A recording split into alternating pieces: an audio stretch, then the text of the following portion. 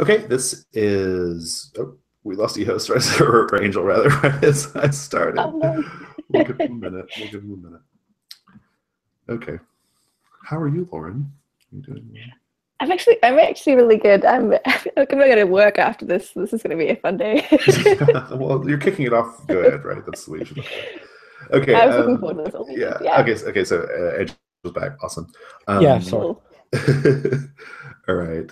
Okay, so let's talk about hot guys making out. So I like to do this procedure that I call CATS. It stands for it's CATS: concept, aim, tone, and subject matter.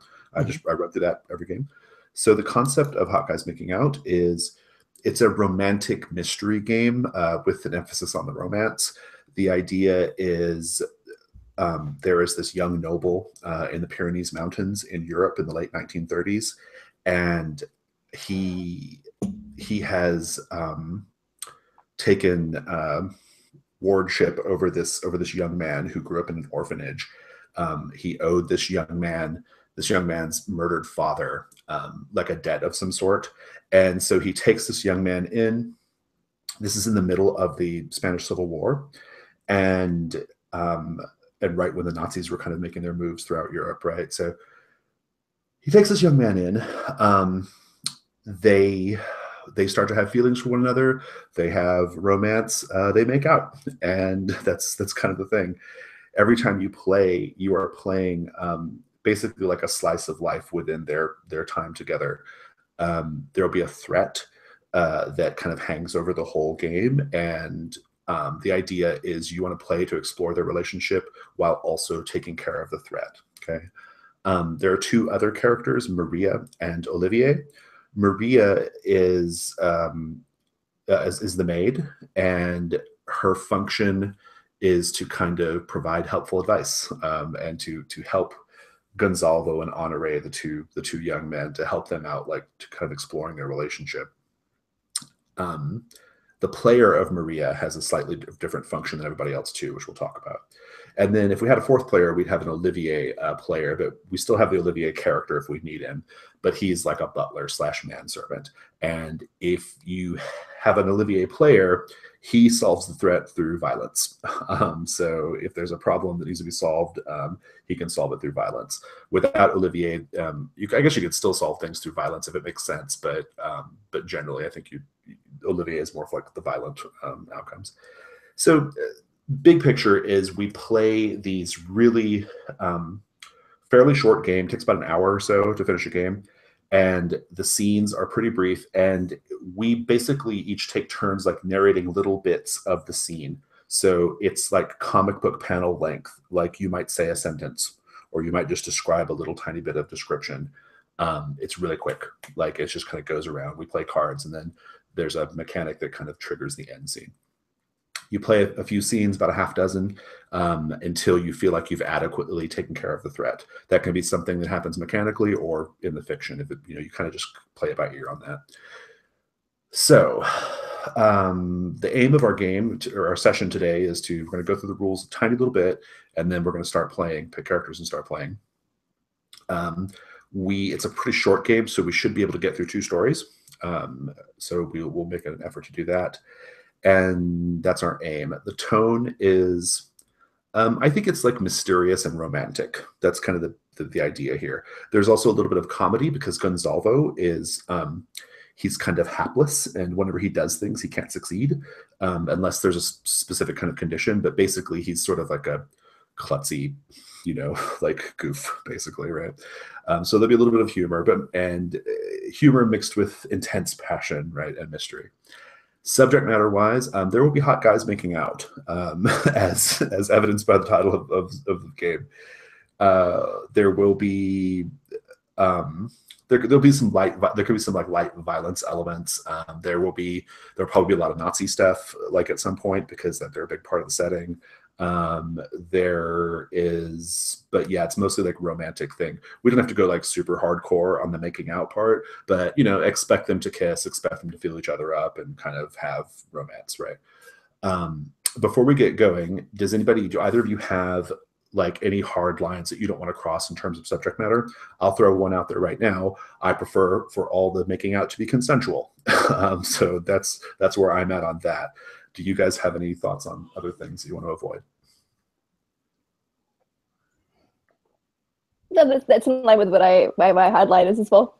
Okay, yeah, it's my major thing. Like, no, I don't generally like violence against animals and kids either. So, but I don't think it's going to come up. So, but I definitely don't want like sexual assault between Honoré and Gonzalo. Yeah. So, cool. So let's just go ahead and talk about the setting and the characters.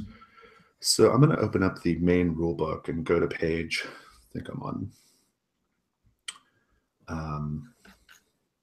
it's like page 5. And if you guys are taking a look at that, if we want to just read through this, I'm going to read the first paragraph, and then we can kind of just take turns.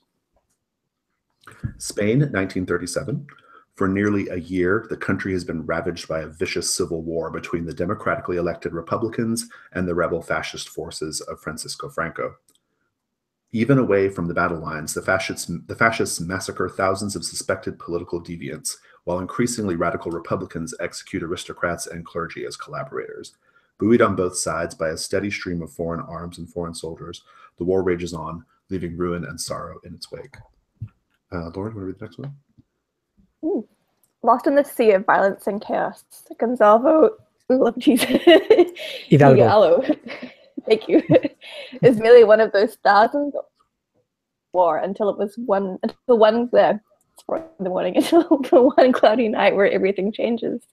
A Texan man in a dark suit arrives at the orphanage in the middle of the night and whisks the young man away to a remote mountain village in the Pyrenees. You can take the next one. The car races through dark mountain roads, crisscrossing through fascist and Republican territories, dodging roadblocks and checkpoints.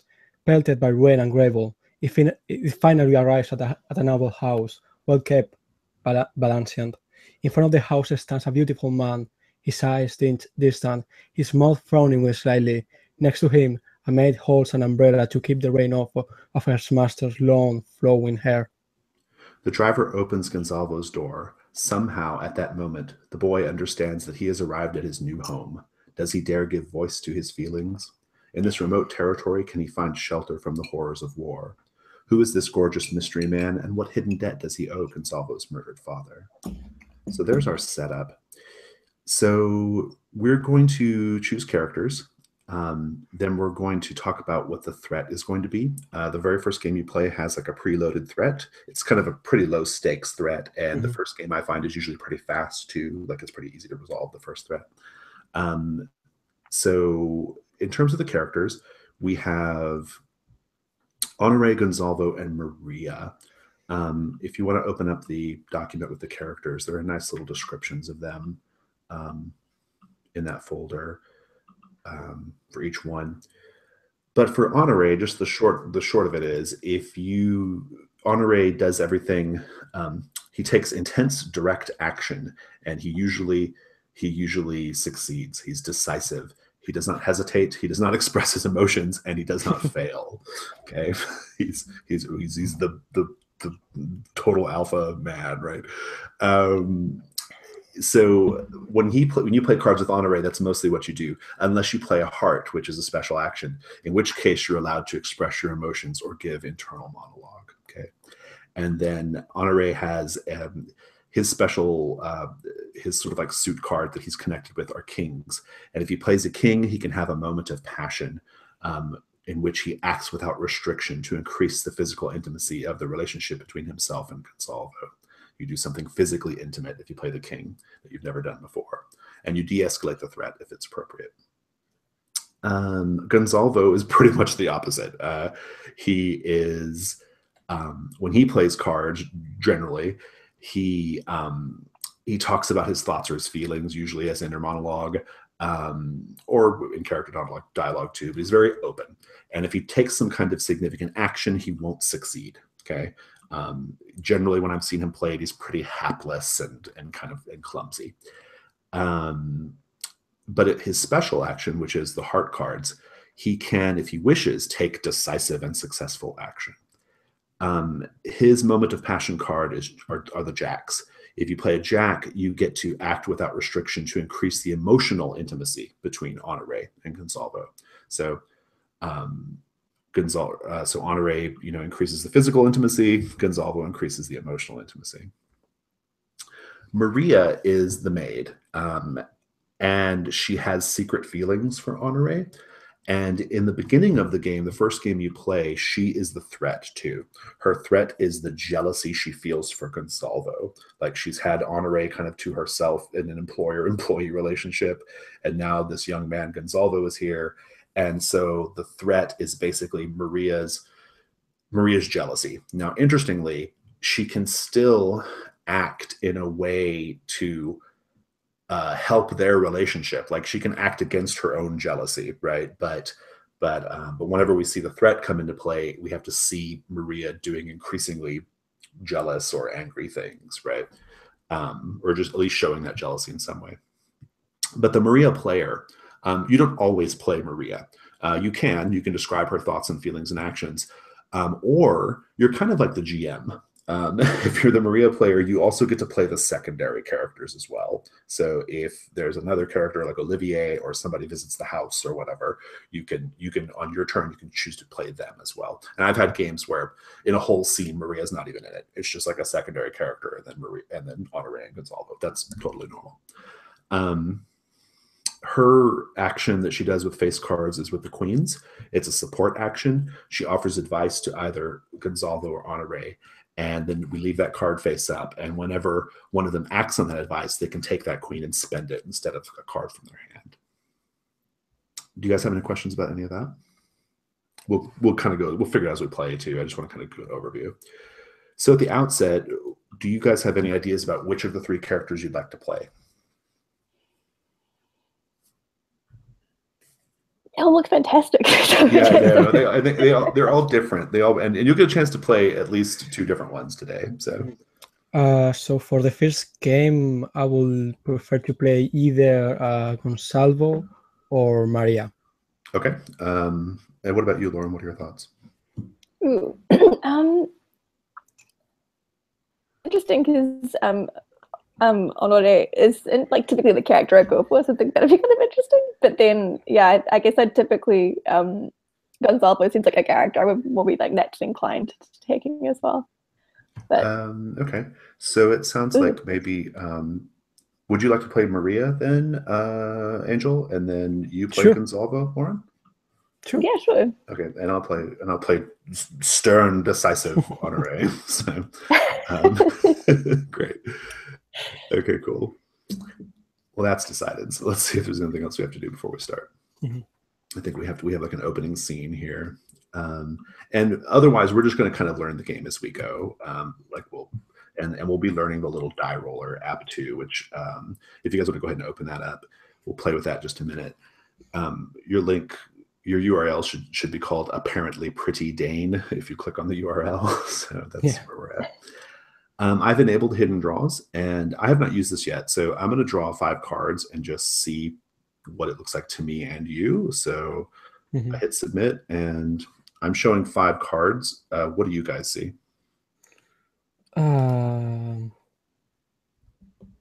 Yet. You might need to refresh the page too. Okay. Oh, yeah. No.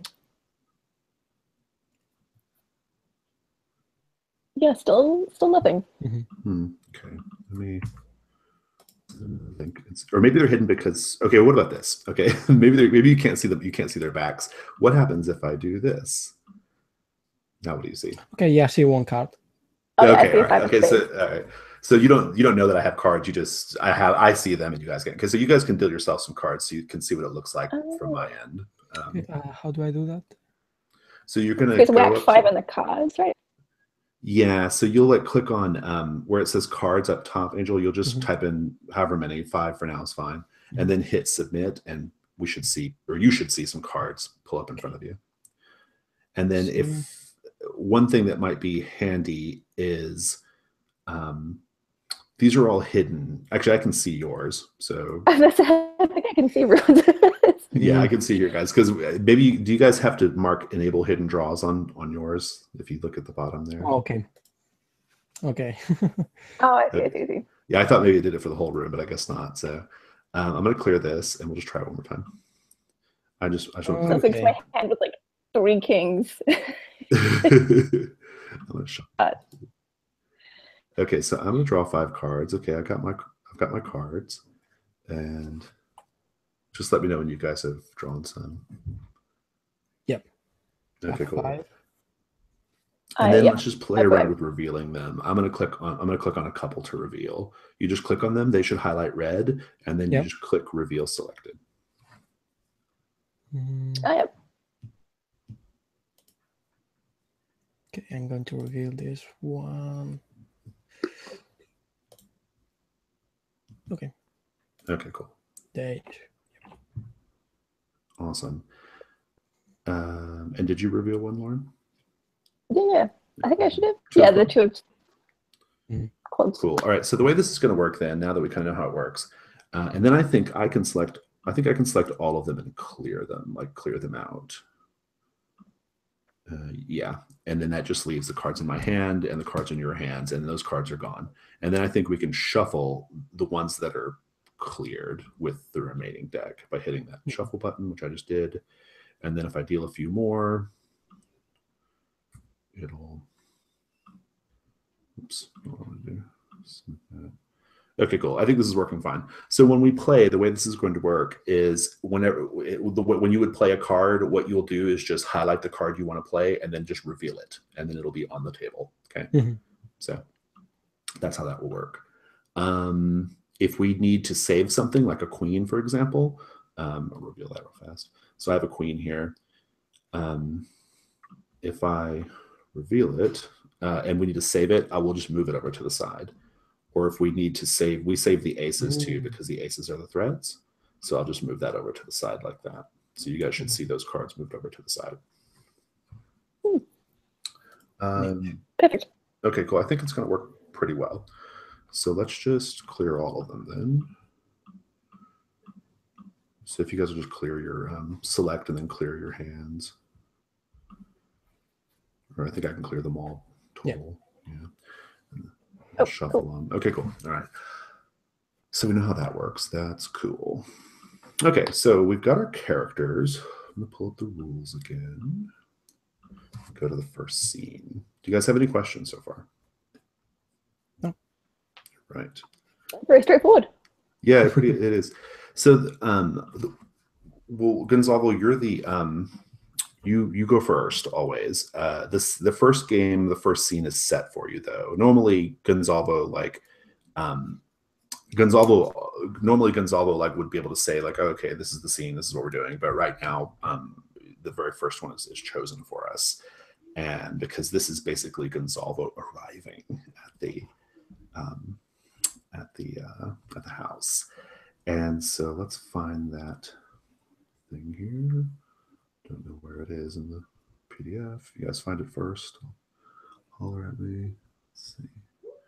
There is a bit of. I kind of one random question. Yeah, go for it. Are their appearances set like as the artwork is, or do we establish their appearance and stuff like that? I'll leave it up to you if you want to like describe them. I don't think it has to be like the artwork. In my opinion, the artwork is a little young. Like to me, Gonzalo is a 10-year-old boy, and I think I prefer not to have it be that. Yeah. He could be a youthful young man, but I think I prefer not to look like a little kid, like in the art, because he really does. I also don't like this dopey Nazi on page 12 of the PDF. Like this dopey, happy-go-lucky Nazi is not cool. I've not heard that sentence before. But apart from those things, that's the bad thing about the anime style. Everyone looks great. Right, yeah. Well, and there's the art is a little problematic, if I'm being honest. Like there's another piece where it looks like Gonzalo's like masturbating like in the picture. Like it's really like okay, I'm glad they put that there. So all right. So the first time we play the game, the first scene is the scene described at the end of that piece that we read. We've got these two highlighted or these two italicized paragraphs. Those are going to be on page 14 And Gonzalo, it's going to be on you to read these two paragraphs, starting with the car races through, and then I'll describe how to play once you're done with that. So. Cool. The car races through the dark mountain roads, crisscrossing through fascist and Republican territories, dodging roadblocks and checkpoints. It finally arrives at a noble house, well kept but ancient. In front of the house stands a beautiful man, his eyes distant, his mouth frowning slightly. He holds an umbrella to keep the rain off of her master's long flowing hair. The driver opens Gonzalo's door. Somehow, at that moment, the boy understands that he has arrived at his new home. Voice to his feelings. In this remote territory, can he find shelter from the horrors of war? Who is this gorgeous mystery man, and what debt does he owe Gonzalo's murdered father? All right. So let's go ahead and get some cards. So you guys can go ahead and deal 5 cards to yourself.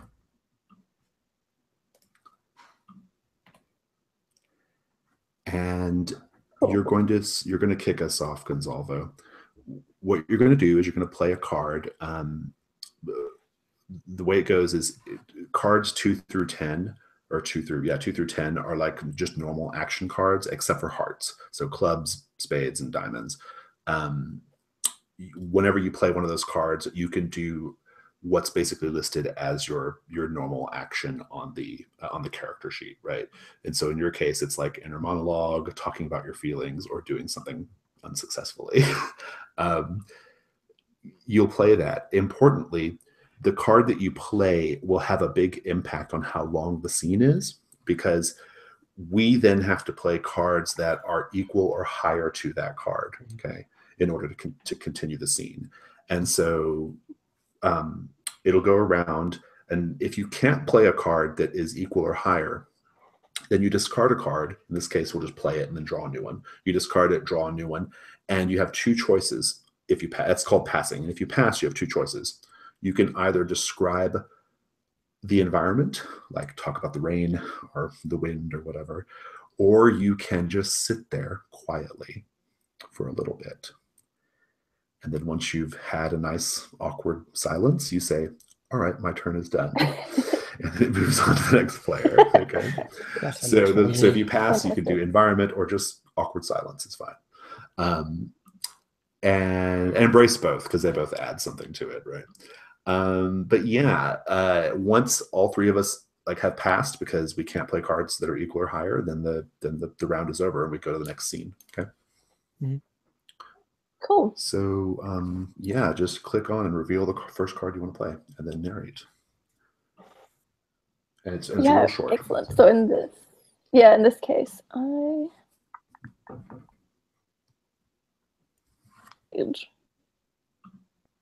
cool. So I'll whack down an easy card to start with. If I can figure out how to play a card. Oh, yes, submit. Big red button.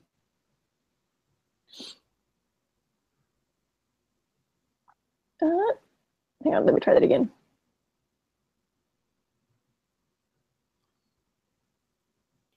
My card feedback? Yeah, you just click on it. It'll be red. It'll be purple and red. Then just click reveal selected.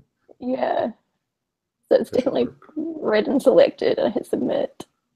Oh, no, just click reveal selected. You don't have to click submit. Oh.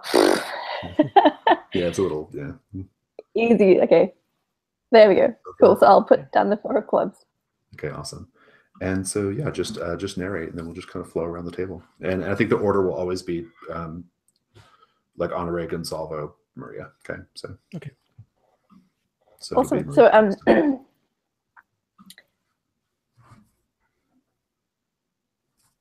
yeah, I guess I'm going to just do a bit of internal monologue.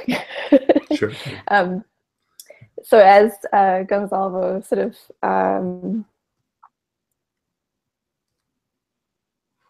he pushes his glasses up the bridge of his nose, and there's like rain sort of like spattering them a little bit as he looks up at this sort of white estate, and there's this feeling of, he feels this sort of cold feeling of apprehension and anxiety as he looks at his new home, mixed with this kind of uncertain.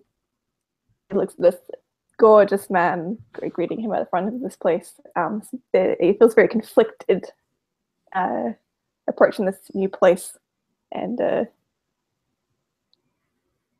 kind of his end monologue. Yeah, it can be super quick. Great, and then we'll just keep going. Yeah.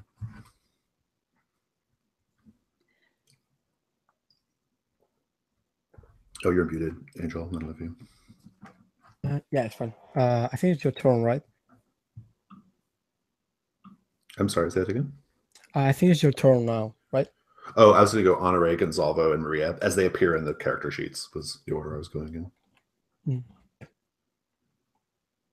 And Gonzalvo just went, so. Oh, wait. I am Honoré? No, you're Maria, right? Okay. Yeah. So it'd be Honoré, Gonzalvo, Maria, but we started with Gonzalvo, so I just kind of got it. I guess it's Gonzalvo, Maria, Honoré. Yeah. Got it. Yeah. Got it. Was confused by that. Okay, so let me shuffle a card. Let's go. This one. This one. Yeah. There's a 10. And I think as Gonzalvo arrives, Maria looks at him and looks at the way Honoré is looking at him, and she feels like the perfect calmness that was between her and Honoré kind of breaks a little, just a little crack in the glass, and she starts to worry that things may change in an unforeseen way that she cannot predict yet. Absolutely. And Honoré just takes 2 steps forward on the porch and says, "Well, hurry up and come inside, unless you want to just get wet and waterlogged. Let's go." And spins on his heel and goes back inside.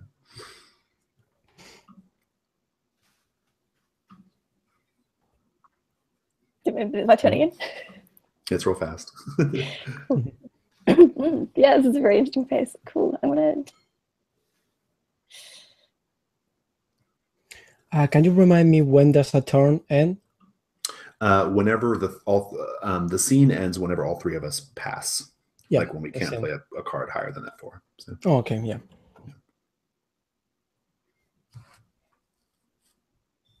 I can't remember if you can pass voluntarily. I should look at that real quick. Well, Lauren's getting her card sorted. Yeah, I want to. So I'm going to reveal this kind of heart here to have Gonzalvo sort of adjust his coat a little bit as this man turns on his heel in front of him, and he will sort of adjust his glasses again. He's like, "Is that how you greet me? This, I'm a guest in this establishment. You're not going to come and is that how you will treat me?" Nice. Hey, let me see.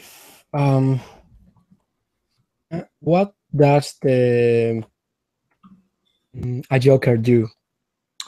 There shouldn't be Jokers in the deck, but I guess. Oh, sorry, Jay. Oh, Jack. Oh, Jack, for you, it just counts as an 11. So last one. So I think I will be able to do an action now with a Jack, right? Yeah, you can play it, and it'll just be like an 11. It doesn't. The fact that it's a Jack doesn't matter. So. So I'm going to reveal. And upon hearing this, Maria starts to feel a little bit annoyed with this new kid that she's talking this way to Honoré, like with no respect, with such familiarity. This is going to be troublesome for sure. Nice. Oh, you know what? I think we just have to beat the. What was the card? The size that you played, Gonzalo, for the second round? Oh, that was the 10 of hearts. Okay, so we always have to beat the 10 now. I just want to confirm that. Awesome. We can probably just clear the things we're not using anymore too. That might be easier just to keep it. Yeah. Things there. Good.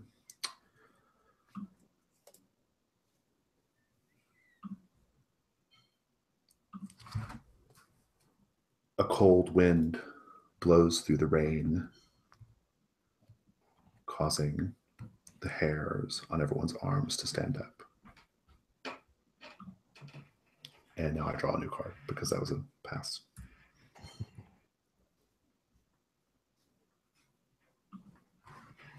So we can just keep playing normally. Is that kind of how it Yeah, just keep going. And every time you play, that's the card we have to be higher than. So.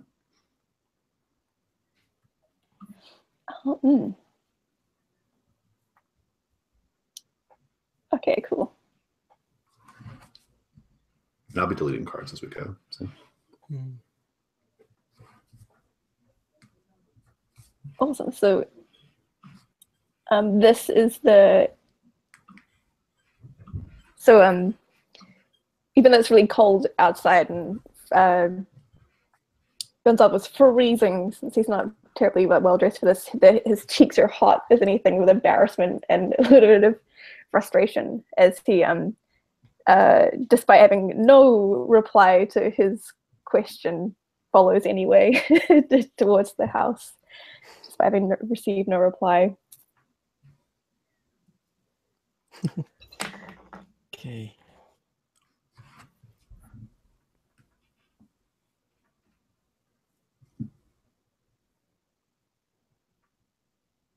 I'm going to pass my turn. So I have to discard a card. Yeah.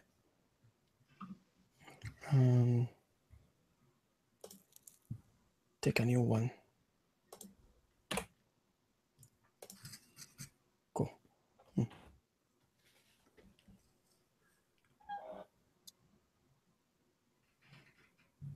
This is me. I feel bad because we've got some really I think we're having an awkward silence. good cards, but yeah. So I'll discard a card.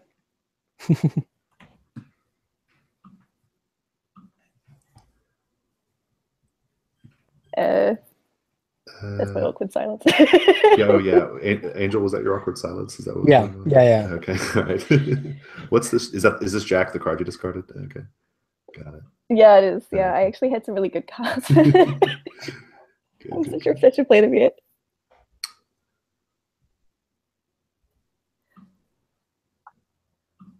Honoré steps forward to you, Gonzalo, in the hallway of the house and puts his hands on your hair to kind of like wipe the water away, and then puts his hands on your shoulders and says, "I'm sorry I was so curt with you earlier. I hope you'll be able to forgive my rudeness." And then uses his thumb to wipe just a little bit of water dribbling down your cheek.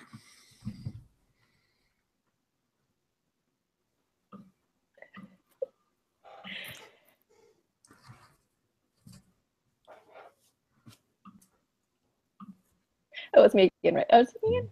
No. Yes. Yeah, it's you. Yeah. Oh, sorry.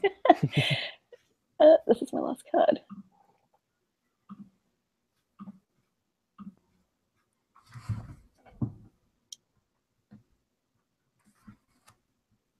Oh, the ace. Oh,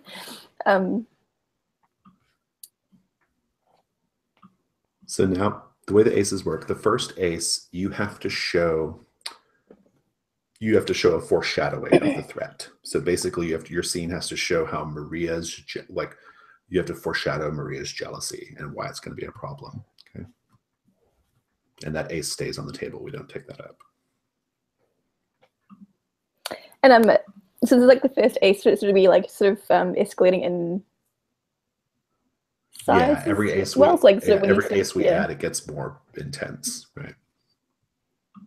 So the first ace could be as simple as like, I like this sort of as this is happening in the hallway, you have this like backdrop of Maria behind them, kind of maybe over the shoulder of Gonzalo, sort of standing with like dripping wet a bit, slightly silhouetted behind. I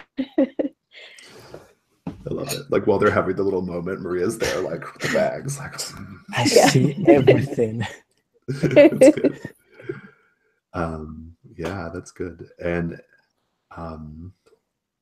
I think that still counts as a play too. Let's just make sure. I'm pretty sure it is. Okay. Yeah, I think it still counts as a played card. So if Maria, if you can't beat it, you have to pass. So. Yeah. Or play another aces or a face card as your option. So because the ace is an 11. So I'm going to have to discard one card. So I'm going to discard this one. And to say that I think the rain is getting stronger, and it seems there's a storm approaching as all of this is happening.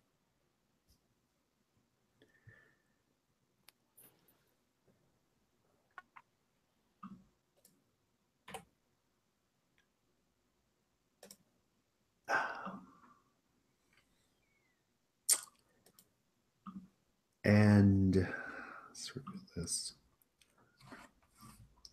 Draw another one.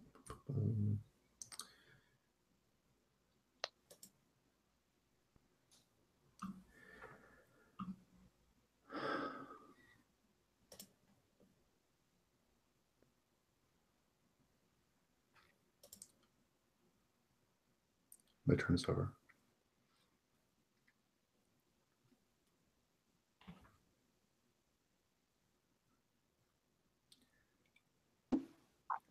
Discuss and say as Gonzalo is standing there with Amore, sort of like looking at him, she's like a little bit shorter than him. The drum of rain on the roof and the drum of his heart, his chest. Nice. And that ends the scene. Mm-hmm. So something I need to clear up real quick in the rules, because I can't recall, is like how who like determines which is like the low card, right? And like who has to like beat the card to play. I need to like figure that out real quickly. For some reason, I don't remember. Like it left me. So let's just. This is a learning game, a learning round. So I just need to read up, make sure I've got that sorted out.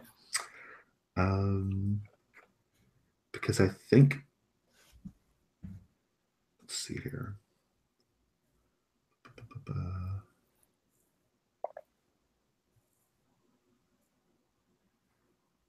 Let's go back up. Just take a minute before we begin the next scene.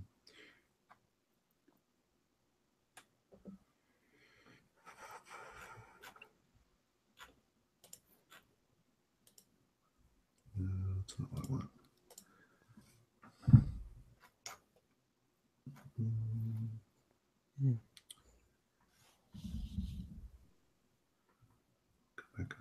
Okay, so let's see here. If on your turn you choose to play, you must play a card from your hand of equal to or greater value than a card. If you do so, you talk a bit about your character's behavior and so forth. Okay, good. If you cannot play a card of equal or greater value, you must pass. So I think you have the option of passing if you wish. And if you can't play a card, you must pass. So that's how that goes. And then in each scene, we start with Gonzalo's turn. From there, proceeding to the left, each player takes a turn. During your turn, you can play or pass. In either case, you'll add a line or two to the story. If you cannot play a card of equal or greater value than any card played previously, you must pass. It's a little unclear on whether they mean the whole round or the turn. Like they're using different terminologies here. So I would need to clear that up real fast. Sorry. I remember this being a hard last time I played this a year or two ago. I remember having the same question. If you cannot play a card of equal or greater value than any card played previously, you must pass. Okay.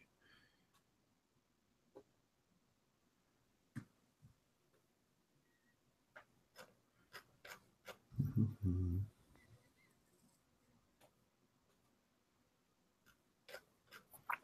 Okay, see, it makes itself really like it says a couple of really unclear things in the text, because it says if on your turn you played a card of equal or higher value than the last card played, you get to take an action. But then earlier it says higher than the. Okay, let's just go with that. I think that's how I've played before. So basically, it just goes up and up and up until we can't do it anymore. Right. So we can start lower, but if you start higher in the beginning, it's going to make it for a shorter scene still. So basically, you have to play higher than the last card played. That's what this is telling me. I think so. Yeah, it's definitely like weirdly ambiguously written though in the text. So we'll just go with that. I think I remember doing it that way, so I think it's how it's going to be. Just want to clarify that. Sorry. So the next scene, we'll take up every card X that's on the table right now, except for that ace. So let me clear that. You'll still have your hand of whatever you had last time, and shuffle. And now deal yourself a number of cards to get you back up to 5. Okay. So for example, I need 2. So.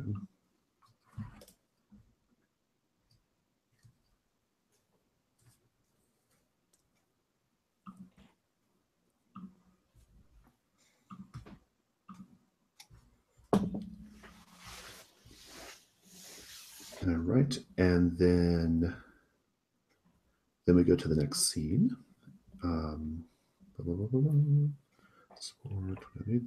Set another scene. When all players have passed, the scene ends. Reshuffle between scenes. Everyone draws. We did that.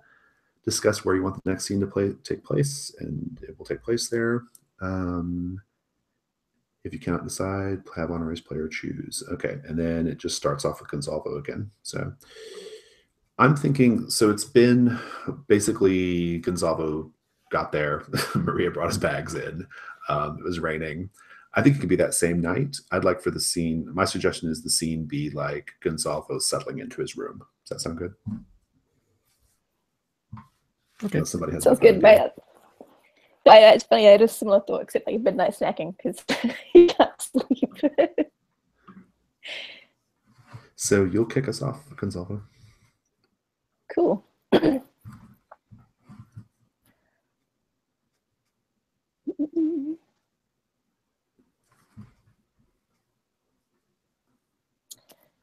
So Gonzalvo is sitting in his room. It's a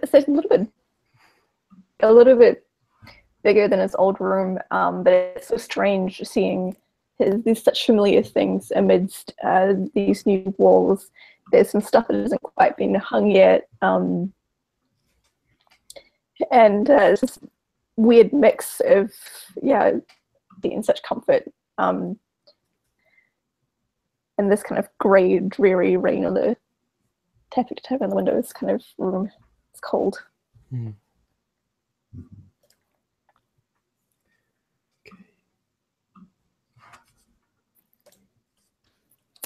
So Maria knocks on your door, without waiting for any kind of response of permission, just goes inside, and she appears to be bringing the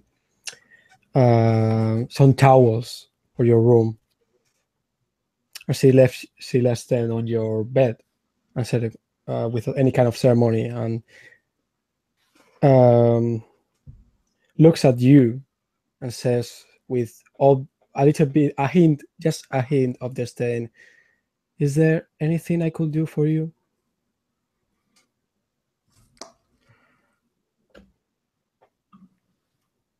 That's me. The end of the scene. My turn.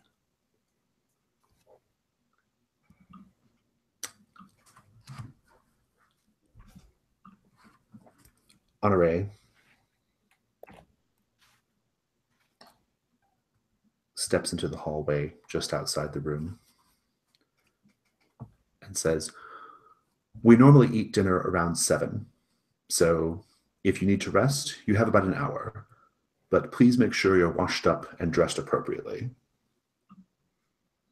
And turns and continues down the hall. Ooh, that was a jack, just a check. I played the jack, yeah. Oh, cool.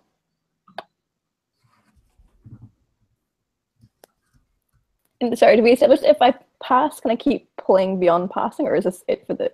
No, yeah, we keep going until basically all 3 of us pass in a row. So. Mm-hmm. Ah, cool.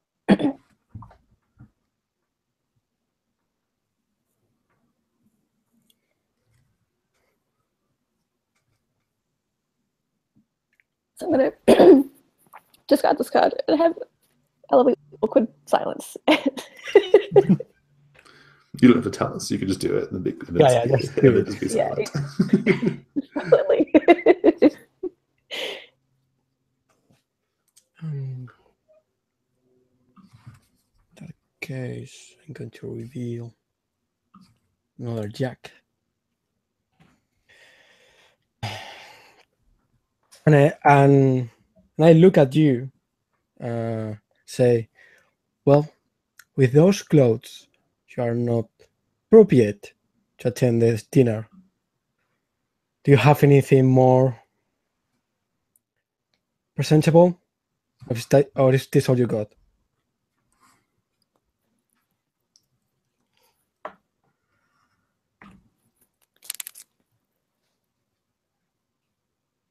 Yeah. Oh,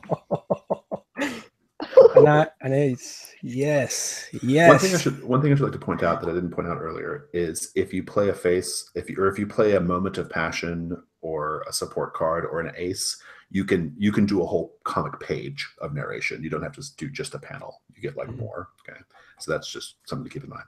I forgot to mention it.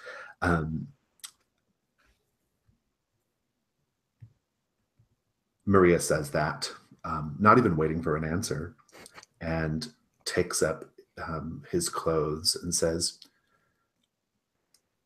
I'll ready something for you, ready something appropriate. And she takes the clothes into the adjoining bathroom where she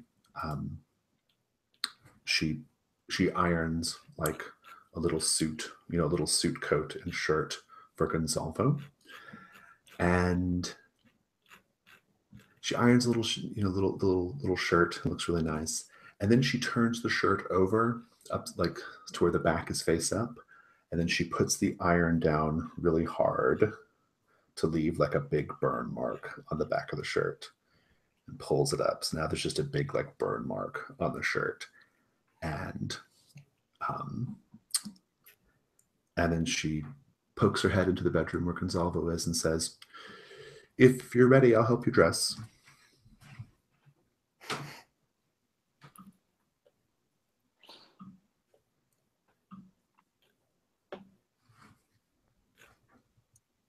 And ace is high, so Yeah. or it's equal to the face card, so you can play a face card or an ace. So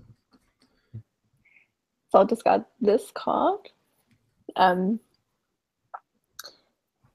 I guess like the scent of burning cotton catches in the air.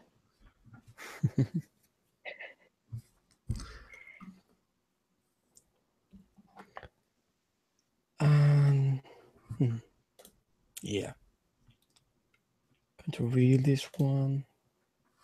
Second.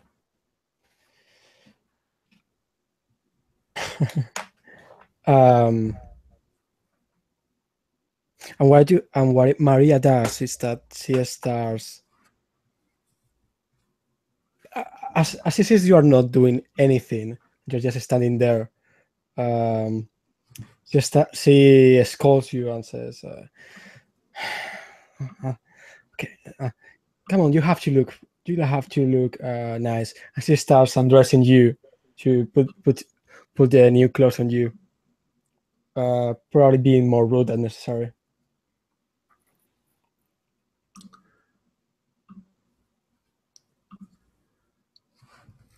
There's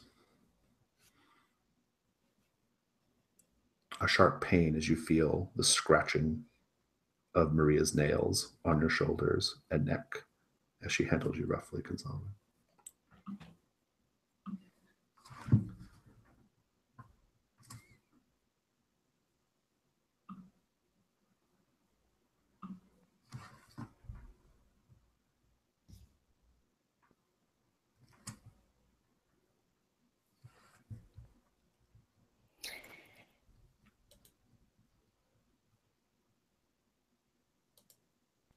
This awkward pause.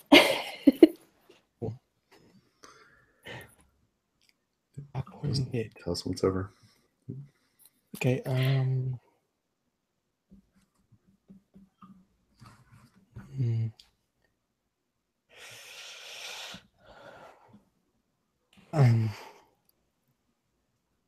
The rain keeps falling on the window of your room as you and the sound of the rain hitting on the glass is the only thing that we hear right now. And that's scene.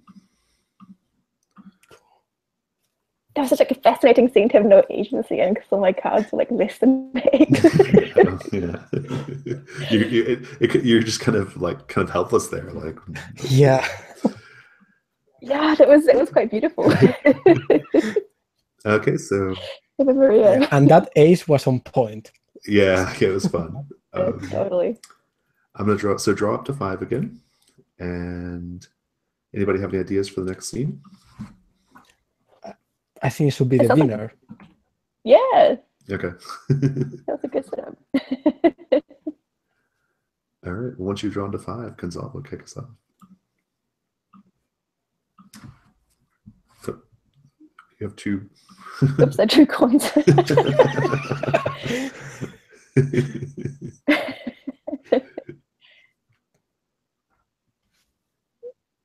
Cool.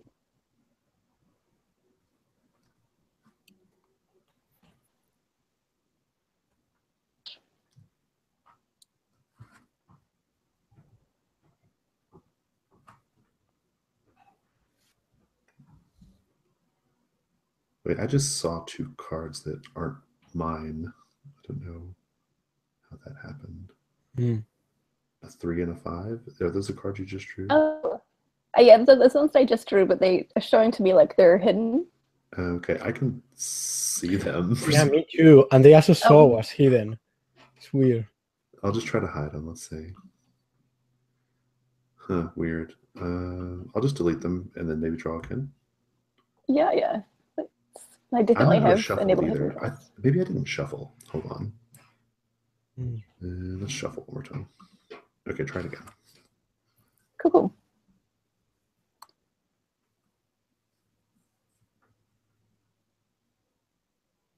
Those ones coming up? I don't see them. No. Oh, cool.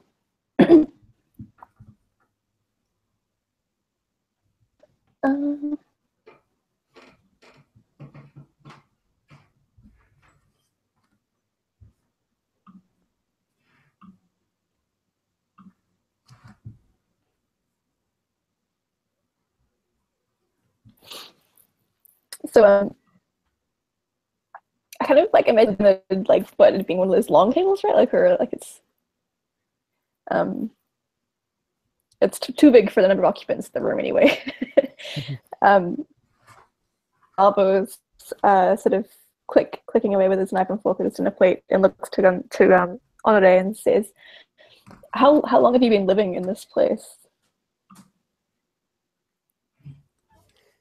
It's hard for it to feel like home, so I'm curious how you've made it one for yourself. Okay.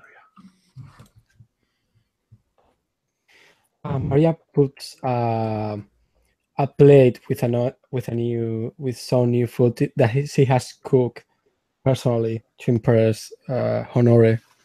As she puts it, and you say that in the middle of the table with making some noise, as as if she was letting some of her disdain. So, but subtle.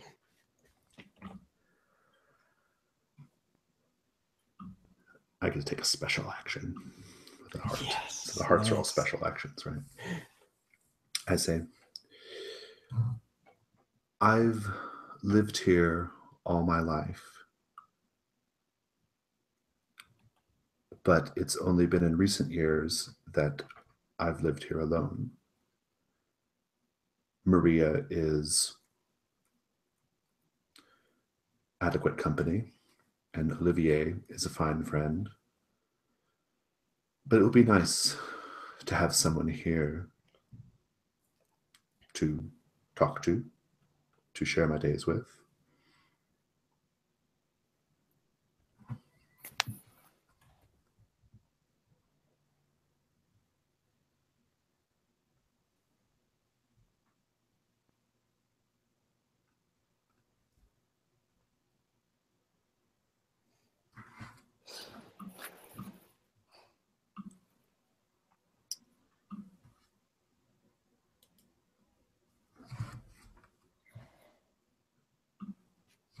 Gonzalo at that takes a moment of pause as he considers Honore's response, and then says, I know it's only been one night, but after this evening is gone, to see how I can ever call this place home.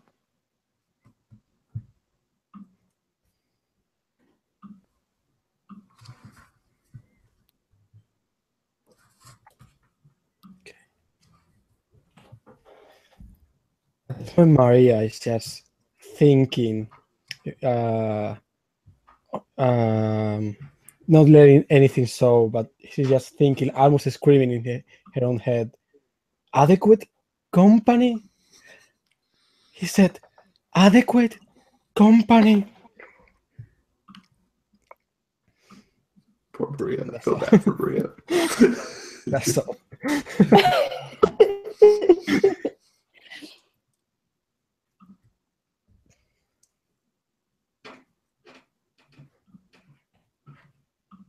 Honore stands up and strides across the room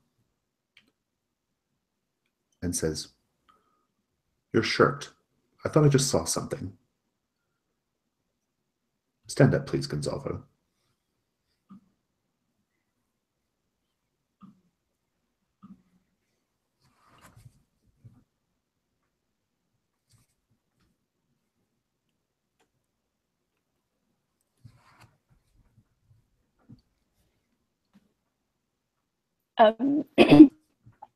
Gonzalo turns bright red. And then the scritch of that chair as he stands up, right? And internally, he's feeling kind of embarrassed, even though it wasn't his fault by any means. But he shrugs up his little suit jacket and turns around to reveal the burn on his back, right, red cheeked and a cheeks of flame.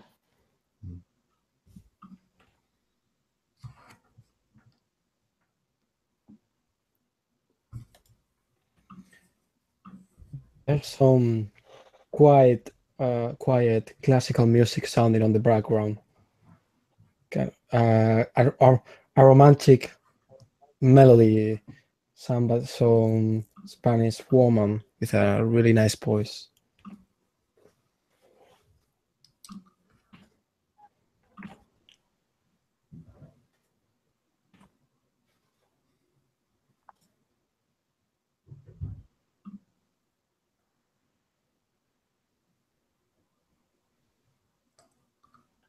I'm done.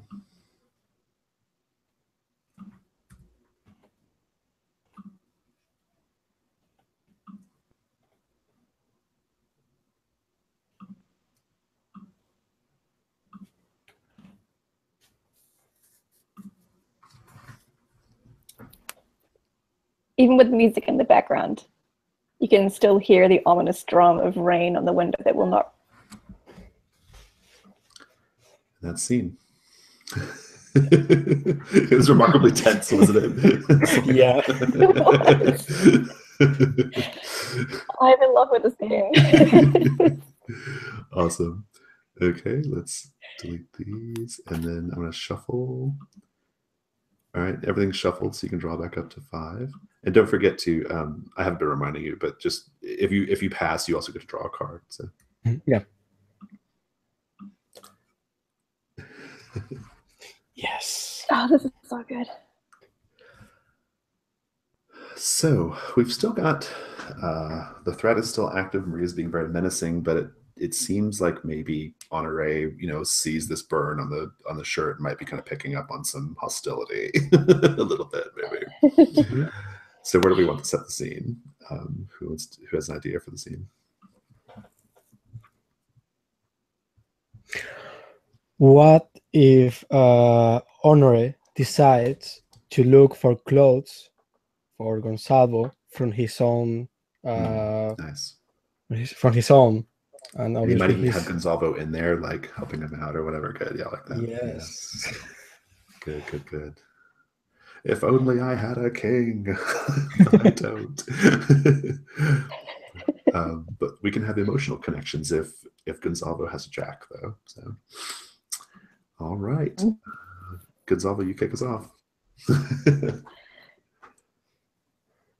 Excellent. My internet too choppy? I'm sorry, say that again.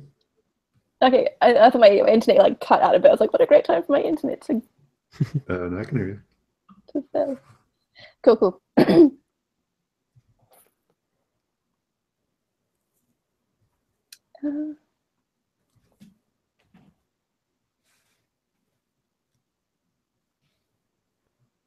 So Gonzalo is kind of like, I'm guessing we're in Honore's room.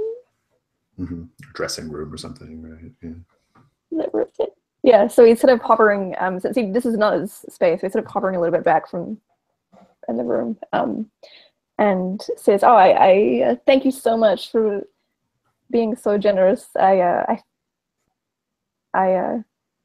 appreciate it very much."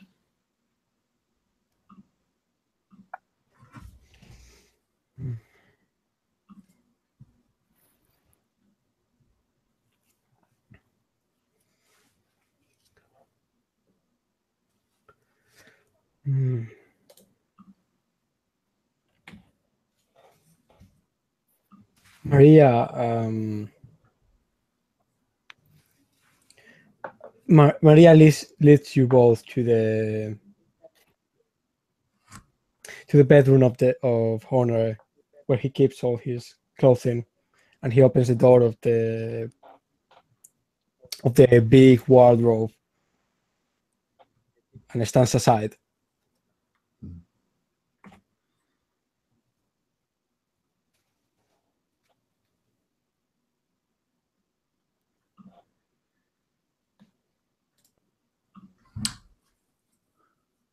Ray takes out a suit and steps close to Gonzalo and kind of puts up the shirt and the jacket up next to him, and says, "Raise your chin," kind of pushes his chin up, and then kind of like looks around and says, "It'll be a bit loose in the neck, but I think this might do."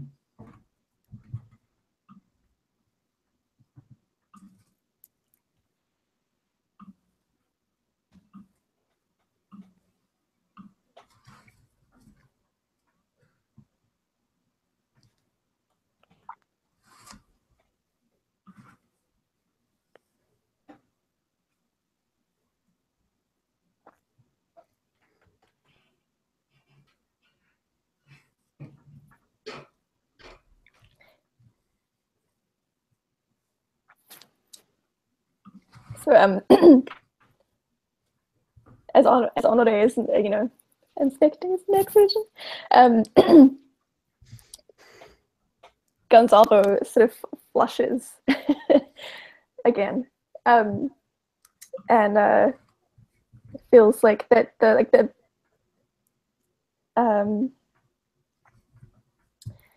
butterfly flip in his stomach as he draws a little bit closer to Honore, maybe leaning a little bit.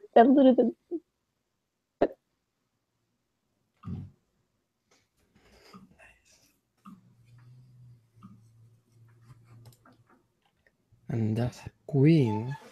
So I get to give an advice. Yes. Yeah. So I lean close to Honore and I whisper to his ear, "Sir, he obviously doesn't know how to put on a suit. You should help him dress up." All right, so I'm gonna move that over so we can. If Yeah. I take your advice of like actually physically helping him put the suit on, is that the idea? Yeah. Good.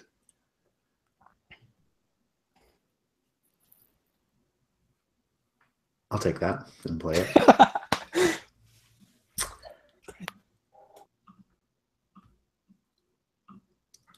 And it could be a longer scene because it's a face card, so I can do a whole page here. Or it's your advice card.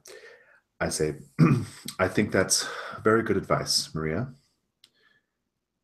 Good of you to show a helpful spirit for once instead of looking askance at Gonzalo. Don't think I haven't noticed. Yes. And I basically undo your shirt button, Gonzalo, and take it off. And it's still a heart, right? So it's still, there's a heart aspect too. And I say, I have to say, this reminds me of when my little cousin and I, we used to raid my father's closet all the time, walking around in his giant shoes, wearing his big oversized coats. And I put the shirt around Honore, moving up behind him, and kind of button it up, you know. And I say, how does that feel?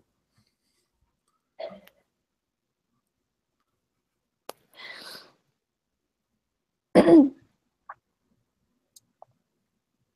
I think that's good, like for the scene. So.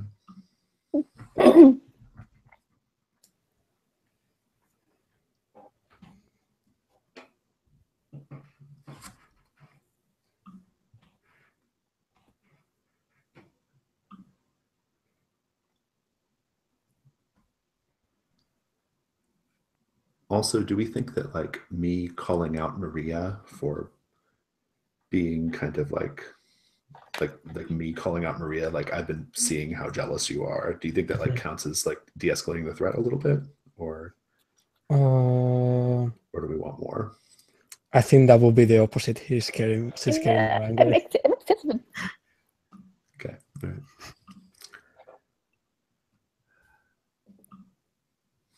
Are we having emotional intimacy? Oh yes, we are. I'm excited. This could be a longer scene too. This could be a longer scene. So. Oh great. So at that question, as Honore is like doing up his buttons, Gonzalo sort of says quite quietly, almost like just above a whisper, yes, it feels right. And then turns around to face Honore, sort of like looks up at him and like adjusts his glasses again. And asks, how do you feel? And I'd have to keep it going for a little bit if that's okay. I'll say,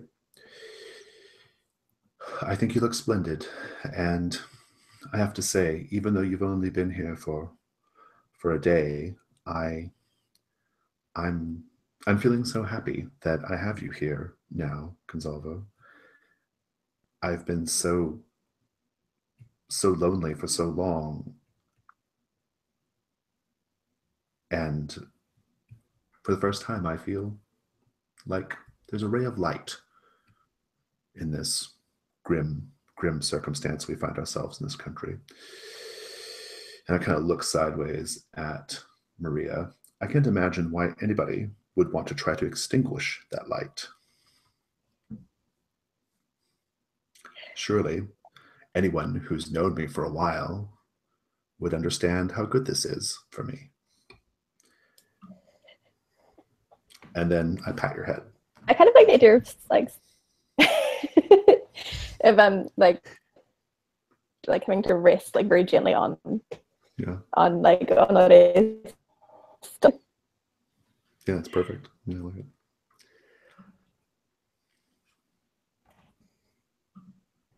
And it is, yeah, that's good. And so it's actually Maria's turn, even though we were both RPing there, but it's Maria's. Let me see what I can do.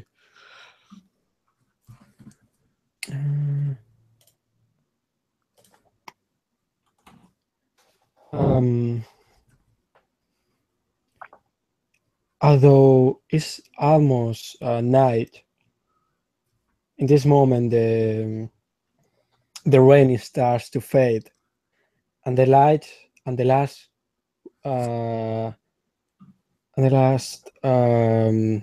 rays of sun of the dawn come through the window and illuminate the room.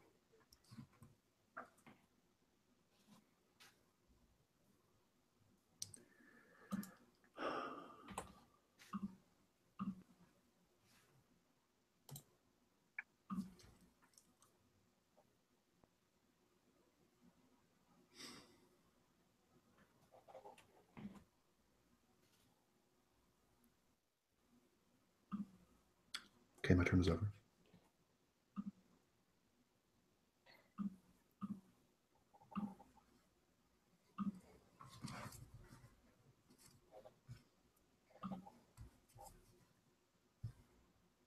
Dawn, you can hear the solitary bird call of some bird. So that was very descriptive. A nightingale.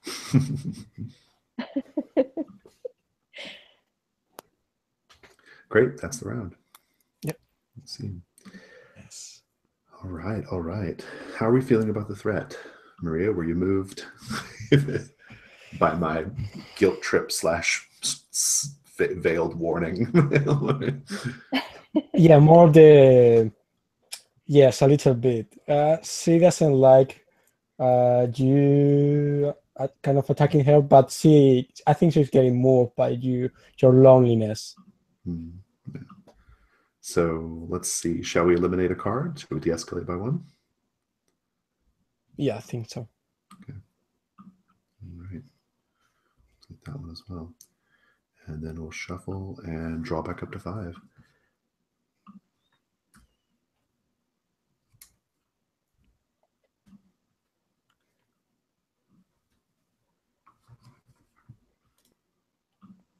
And where do we want the scene to be? I'm thinking, I like the next day, I think would be good.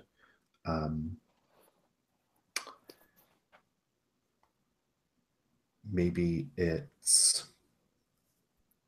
have it be really late in the evening. That's okay. I'd like to do it like really late in the evening with maybe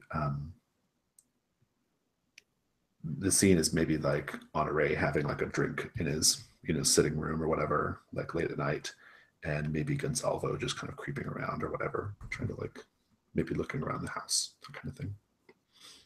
Does that sound good? Yeah.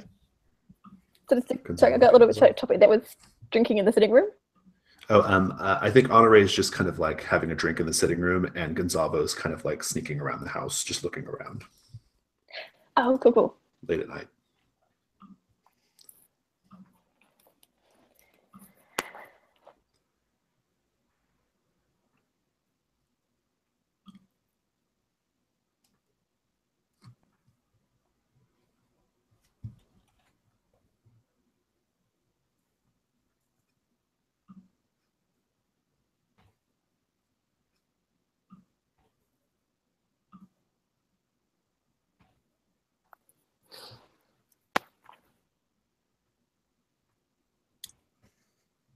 So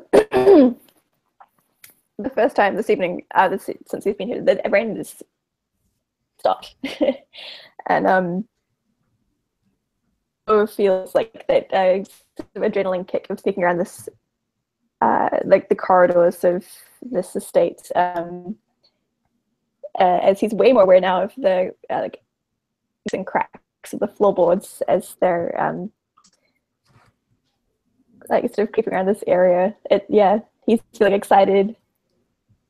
The first time, like happy having it come here. Nice. Going to escalate the situation. Yeah.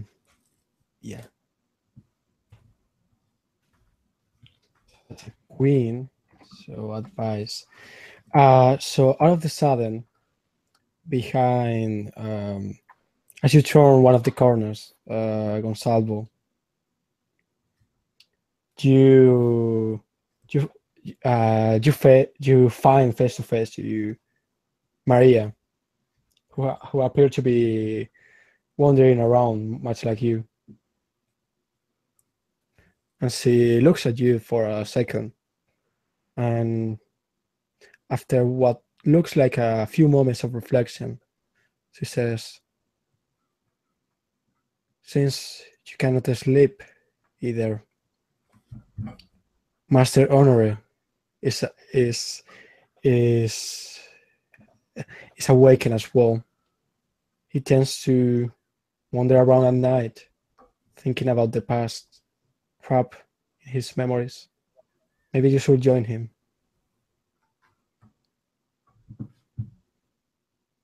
And that's an advice, so you can take that card at any moment. And if you join Honore,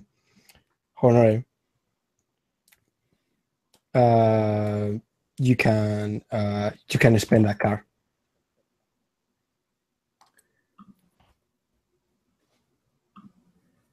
Cool.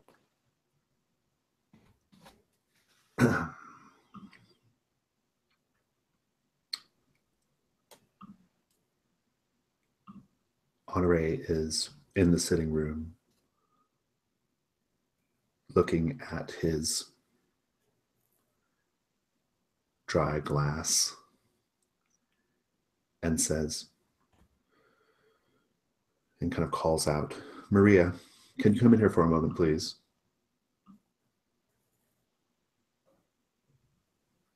That's my scene.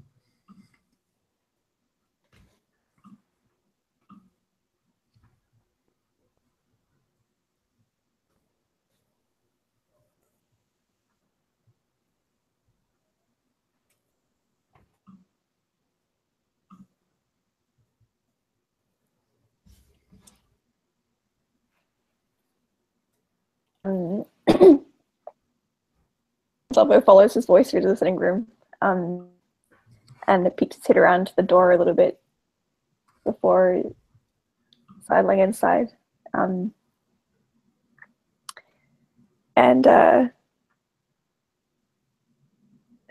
smiles at him, recalls that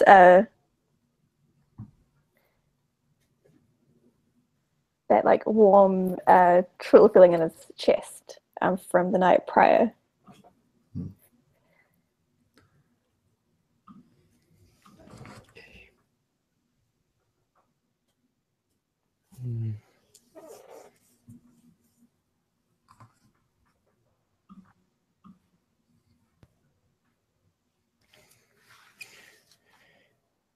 Yeah.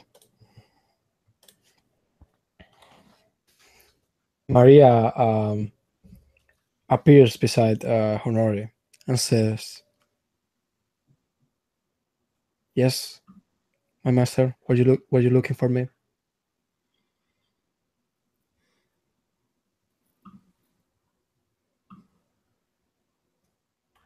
Honore's sitting room has a very rich smell of old leather and dark lacquered woods, and a slight smokiness from the crackling fire.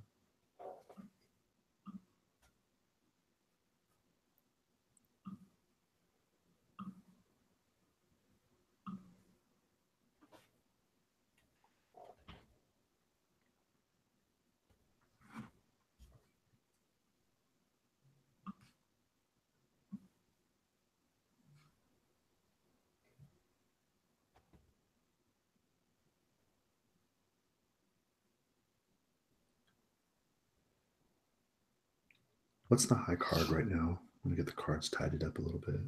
I just king. popped down a King of Hearts. Okay, so and the queen is still there because it can be taken. So Yeah, in any moment you can use the queen too. yeah, I'm gonna just clear these a little bit then. So sees Honore's dry glass, and he asks, if he can top up his drink, but before waiting for a response, grabs the counter of whatever he was drinking and like tops it up for him. And then even though he doesn't like, Gonzalo takes the glass and sips from Honore's drink, making very sustained eye contact with him from over the top of the rim of the glass.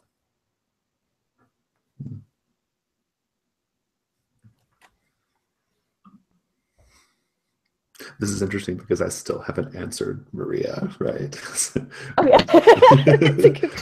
It's just like this, like it just seems like this tense scene of like what's going on, what's going to happen. I hadn't considered that. But it's Maria's turn.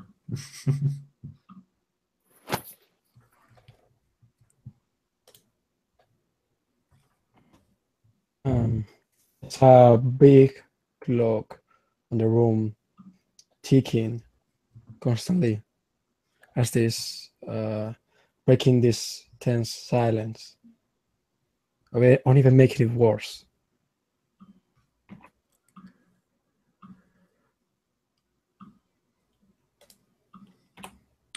I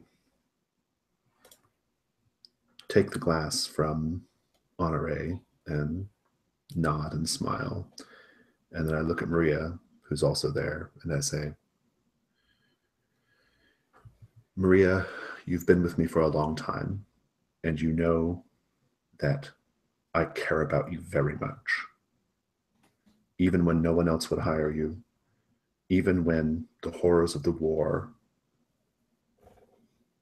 were on your doorstep, I took you in. My fondness for you, my affection for you will never, ever change. And take a drink.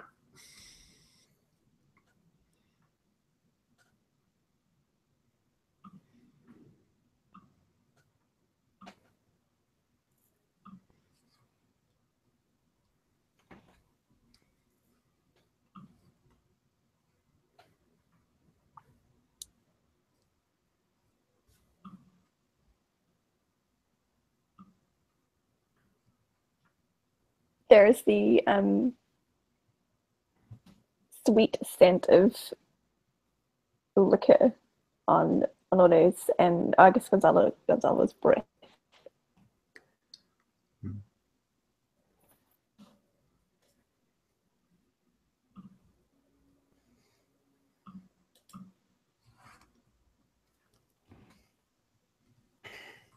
Maria bows slightly and says, I understand, my master. I'm sorry.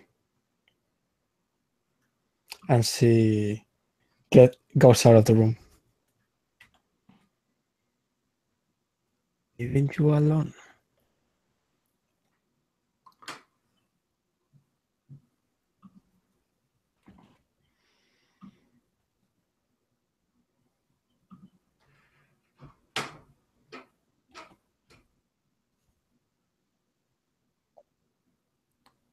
My turn's over.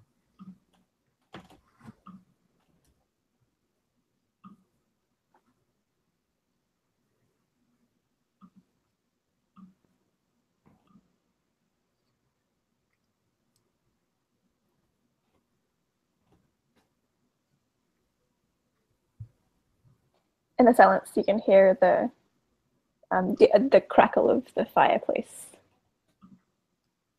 It's any conversation in the room.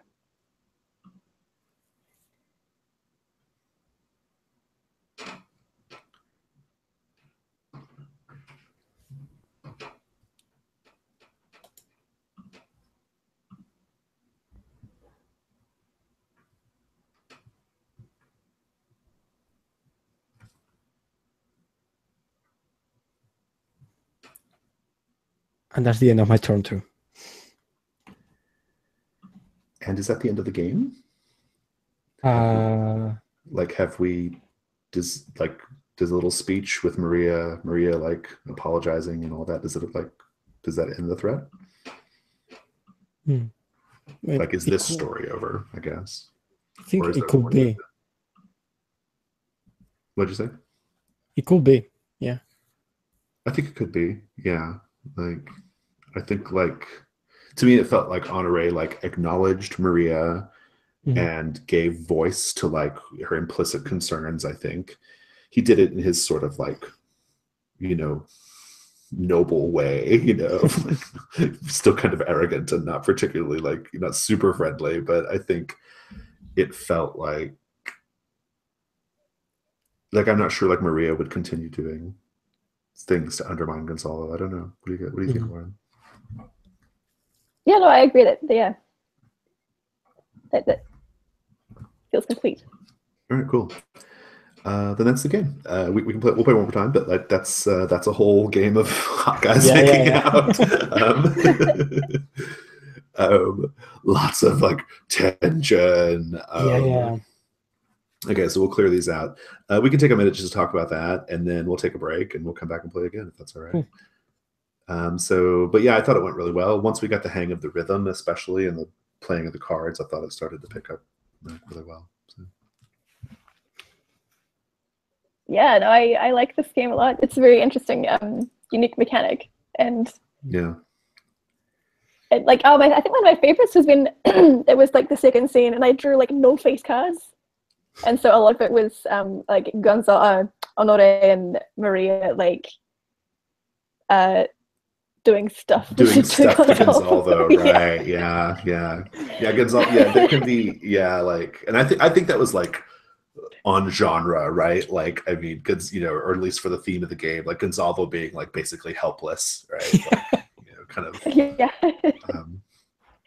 Definitely. It's interesting. Like, yeah. Yeah, like so you feel that too, and you don't have any cards that can contribute basically. So you feel that kind of helplessness, and you're like, oh gosh. You feel Gonzalo's lack of agency. Yeah, totally. Yeah, I think the cards in your hand is interesting because, like, there were a couple of times when I probably would have been like more physically intimate if I had the king, right? But not having the king, I had to kind of like I had to play a little bit more reserved, and so I thought that was an interesting outcome. So. I think likewise with the I didn't draw many hearts or jacks. I had a lot of sort of like clubs and diamonds. Which also makes for interesting. Yeah, that also like creative constraints. Sorry, go ahead, Angel. What were you saying? I really like how the kind of game builds up, that you have like many tense scenes, and then someone takes like one of the special cards, and then it's like, ooh. Right, yeah. It's like, oh, what's going to happen? Yeah. It's like you've been building up to that moment, you know? Yeah, I really like this. And it feels so good when you draw the right card too. Yeah. Like, I think Jason, he said, if Gonzalo has like a jack, and then that was like the one round I drew a jack. Yes, like. Like in the last one, I was trying to set up I was trying to set up like making peace with Maria, right? But when I called Maria in, that was actually the last card I could play that would let me take an action. And so I had to have one round of pass, and then I drew that jack on that round, so I could like then do what I wanted to do. But if I hadn't drawn that jack, it might have just been like Maria standing there awkwardly with me sitting there, locking eyes with Gonzalo and brooding, and that would be it. It would not be like any other scene, right? So that jack like kind of saved it, you know. But so that was fun. Let's take 10 minutes, and we'll come back quarter till. Okay. Cool. That way. Cool. See you in a moment.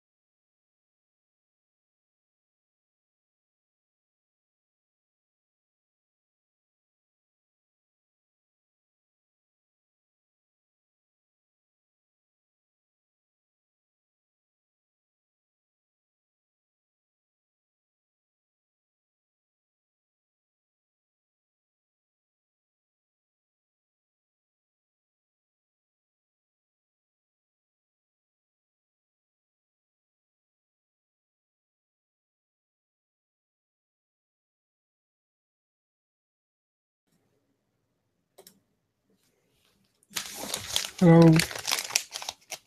Hey, this is your first Gauntlet game, right? Yeah. How are you finding it? I'm having a great time. Nice, I'm glad. I think this is only like my third or fourth one as well, so I'm kind of new, but I'm loving it so far. Yeah. I used to play online because but usually in Spanish so it's a little bit intimidating, but yeah, I'm having a great time. Yeah, I know that feeling. Like the first couple can be a bit intimidating.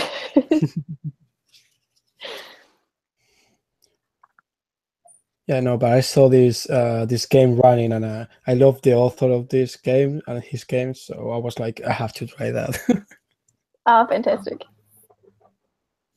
Yeah, I think I saw this podcast that I listened to did it, and ever since I was like, oh, I want to try that out. It sounds interesting.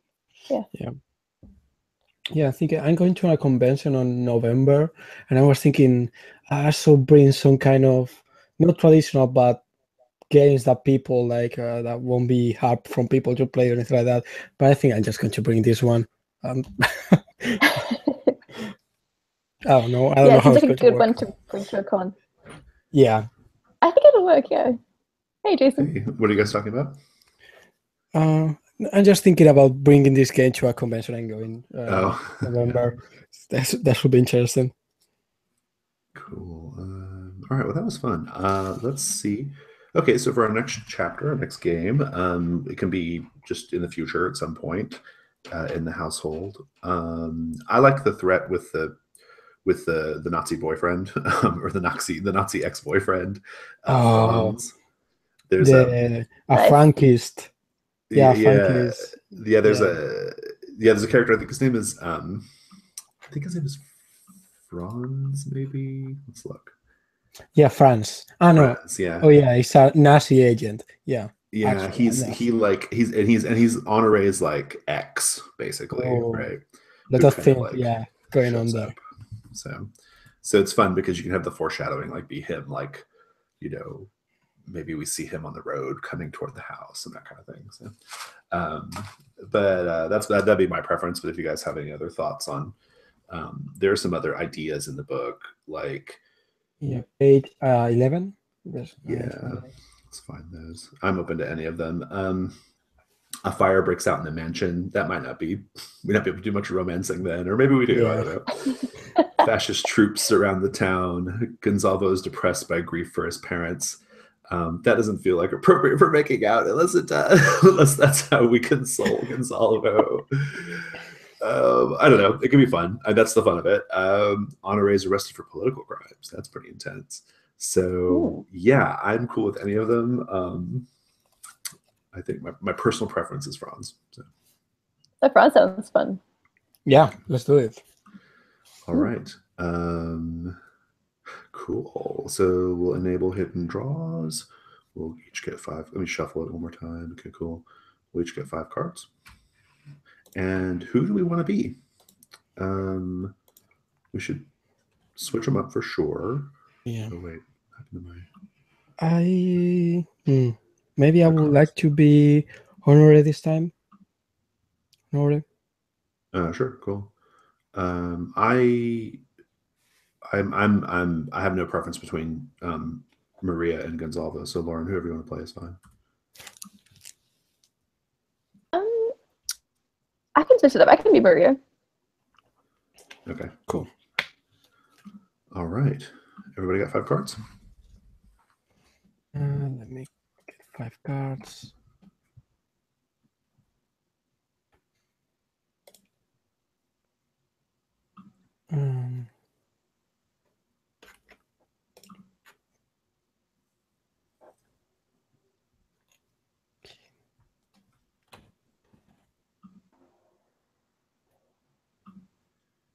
All right.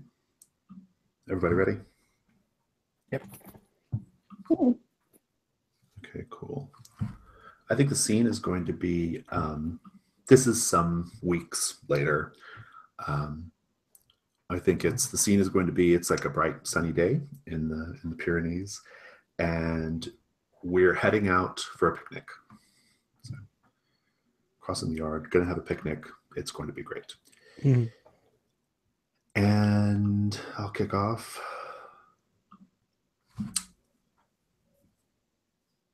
I'm feeling so excited. Honore has been so focused on the political situation, and he's been really, really, really busy. But now we have this day, and I'm just feeling really, really thrilled. The sun is out. I've packed a huge hamper of stuff, and I'm ready to go. So.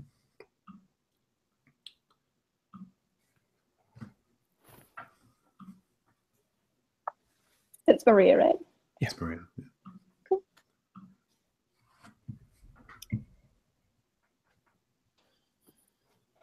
Oh, let's pull up Maria's card, sorry.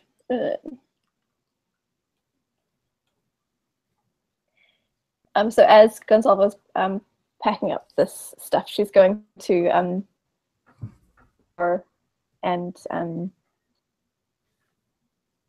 present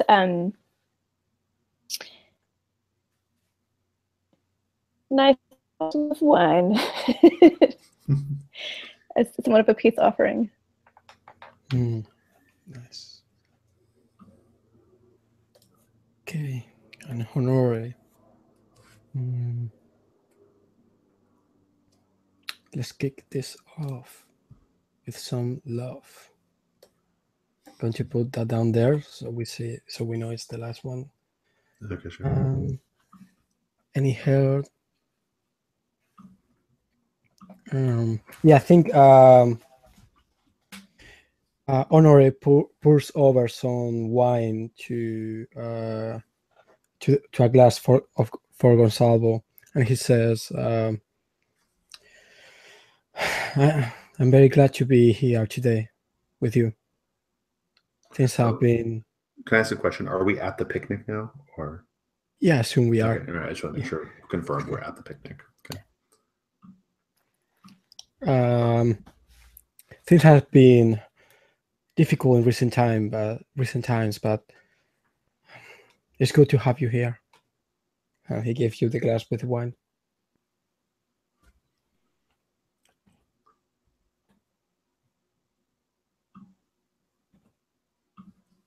I take the wine, wanting to look very sophisticated, and I move it up to my nose, and I begin sloshing it around, and I'm sloshing it around to try to smell the wine in the glass, and I get just a little too carried away, and it just like sloshes out of the glass and onto me. And I'm feeling really embarrassed.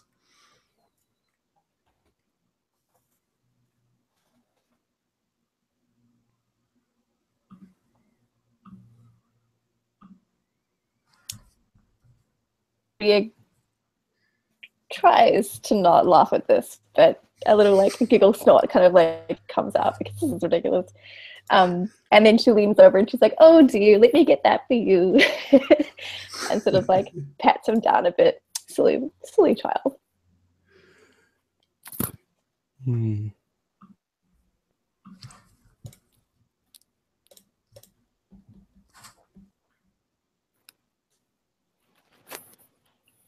Yeah. There we go.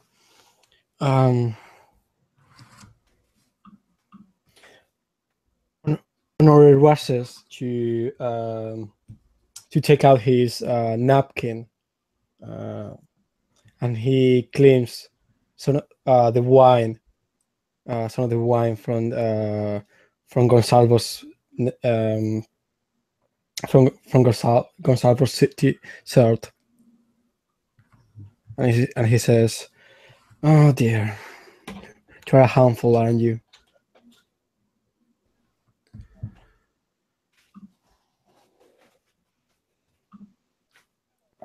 Yep. Nice. The scene is at the village. The village just like near the manor house. And we see Franz in his gray uniform and hat, cocked to the side of his head, enjoying a bit of liqueur. And the barman in this little cafe says, "I hope you don't mind me asking, but we don't see many Germans around here. Where are you headed, sir?" And Franz says, "I'm here to see an old friend." And throws back his drink and grabs his things and heads out the door.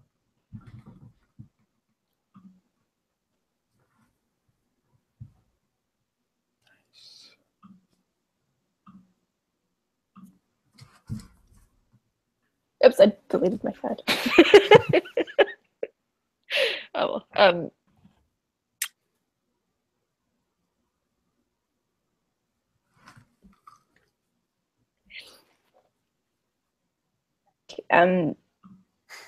while that's going on, we see one foreshadowing magpie in a tree branch.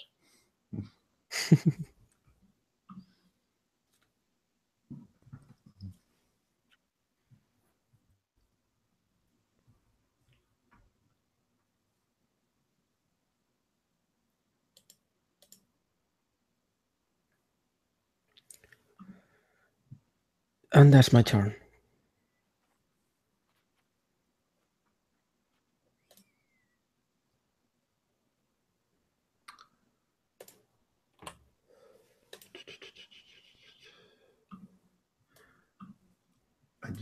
I need one quick rule check because I want to make sure I do the right thing here.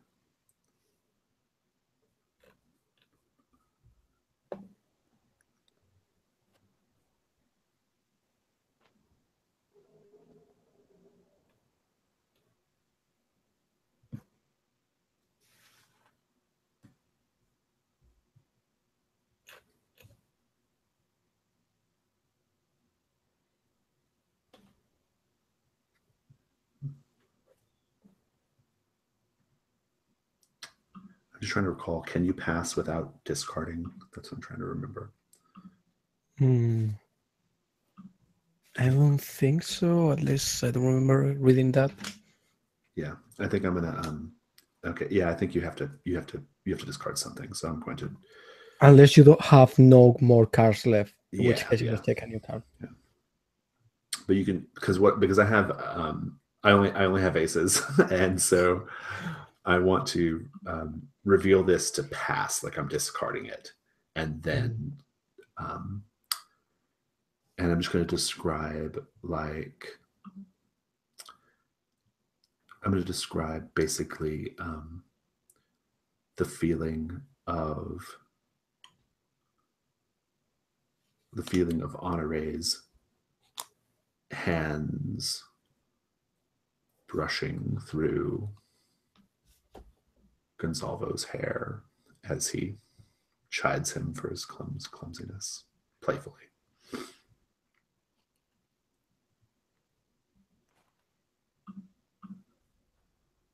And I think that's seen, right? Mm-hmm. Perfect. I gotta draw up to 5. Actually, let's shuffle the. Yeah. Now draw to 5. Cool. Okay, well, I framed the last scene, so someone wants to throw out their idea for framing. Just give me a second.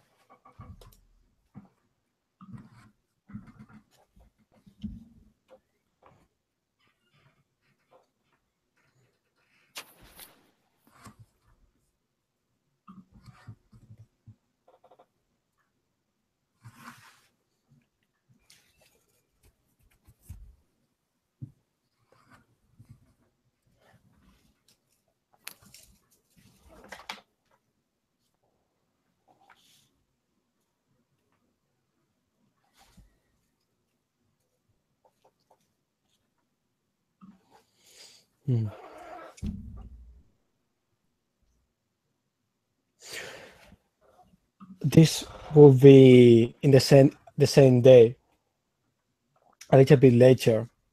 it starts raining again, and so everyone has to take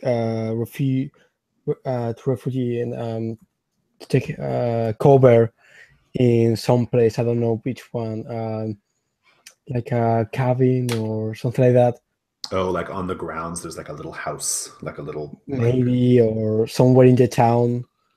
Oh yeah, I like the idea of like we're not quite in the town. It's like a little cottage on the grounds of the estate, like some kind of like where you might like a guest or like a workman might stay or something. Is that cool? Yeah. Like we have to run Okay. run there to take cover from the rain. Perfect. Love it. And just a reminder for Maria, you can also play NPCs. So like if you want like Franz to to be doing a thing or whatever, you can play him as well. Cool. Oh, and I'm guessing the okay. My head. Okay.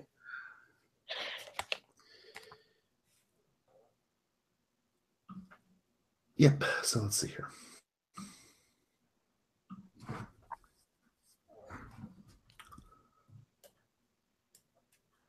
We're in the little cottage, and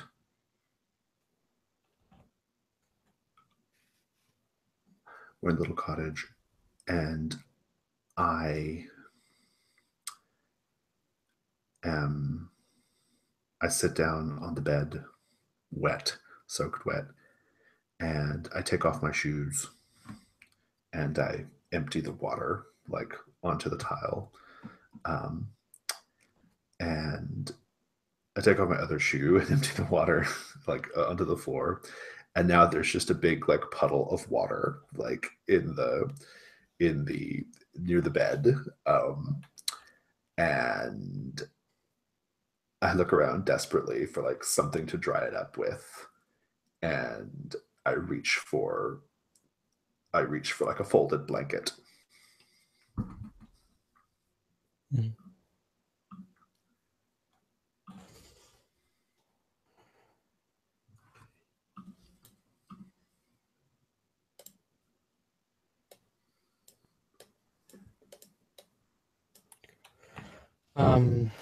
So I actually take the blanket and I think it's actually Maria. I think it's Maria's turn.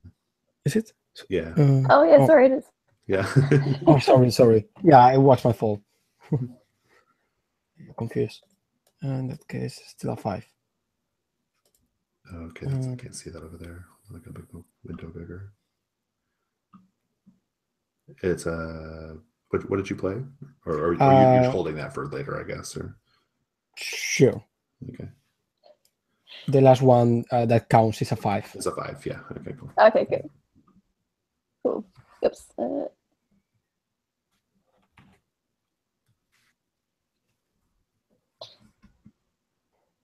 So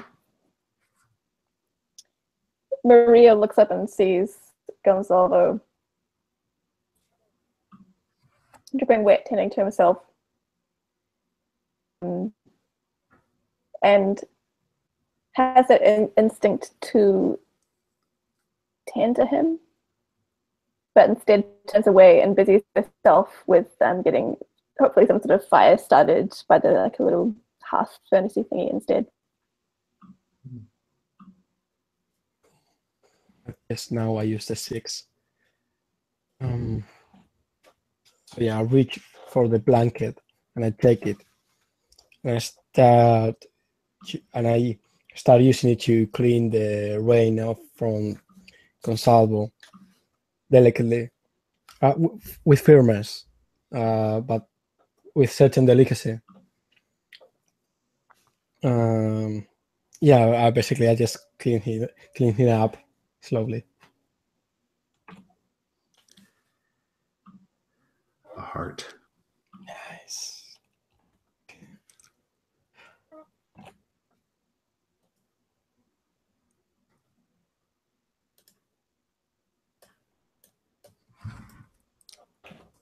I say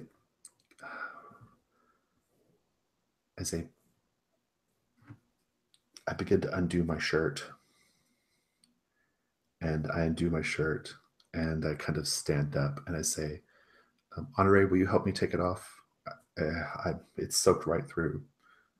And I position myself so that, like, when you take off the shirt, like, you have to deal with my naked torso.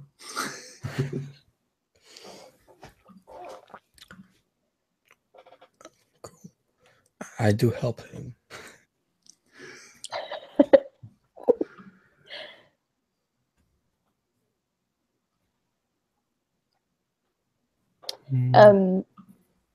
In the distance, you can hear a solitary crack of thunder.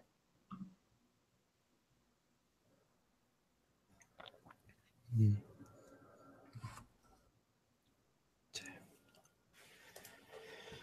Nine. Okay, 9. Or stars goes to a small chimney that is in the room and starts a fire with some wood that is left there to warm up the room.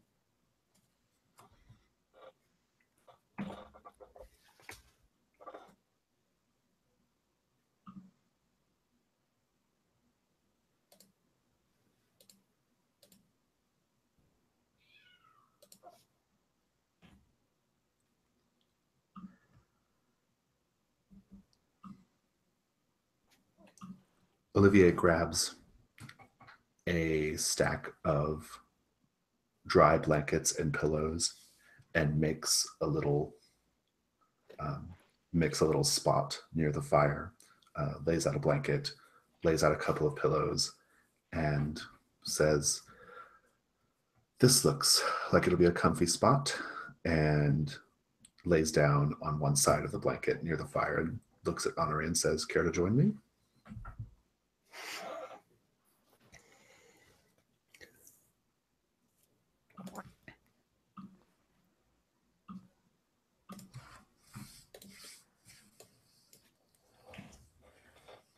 Honore joins him. Oh, it's Maria. Oh, that was my fault. Sorry. As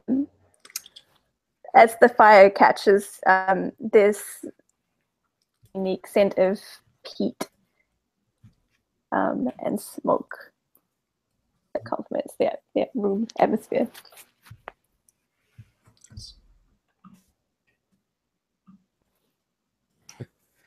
Honore walks to the bed and joins Gonzalo under the sheets on the blanket to warm him up.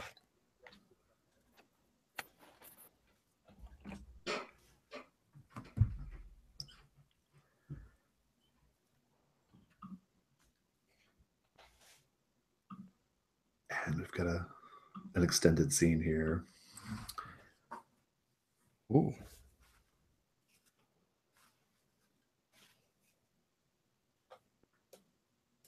Quietly, so that Maria can't hear. Maybe Maria's on the other side of the house. I think we're kind of like spooning, right? You're the big spoon, right, Honore? And I whisper and I say, "I don't think I've ever been so happy for a sudden rainstorm."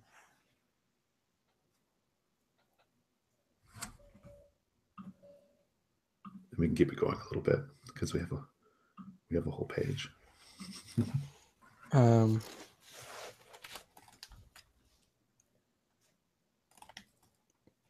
Honore doesn't respond because he does not know how to express his feelings. He just simply hugs you stronger, more firmly, closer.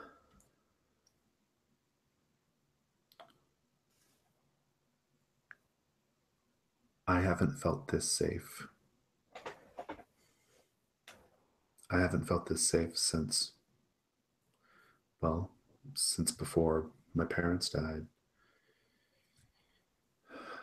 I hate that that happened, but I'm so happy that I'm here with you right now.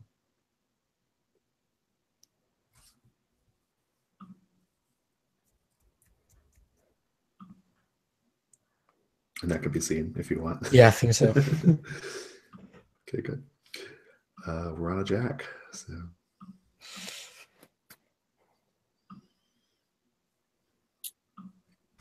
And I'm down to one card because I haven't had to discard any. So. I have two. Oh, and of cards. So I'm not bragging. um,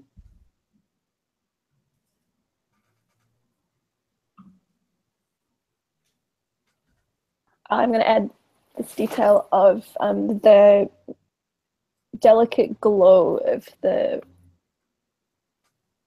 I guess, like fireplace catches on Honore and Gonzalo's skin, giving them this golden glow.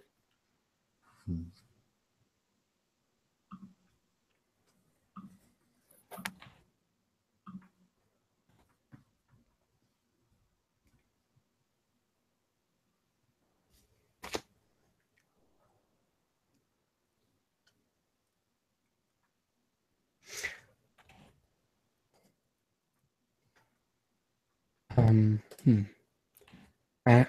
I'm going to add the detail that inside under the blankets in the bed is really, really warm and cozy.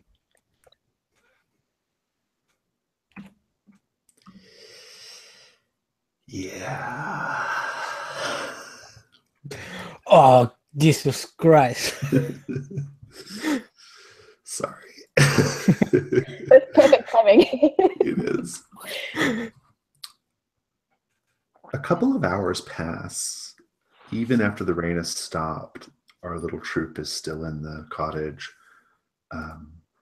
Honore and Gonzalo doze off. Maria is maybe just humming or doing some needlework or whatever Maria does. And there's a loud knock on the door of the cottage.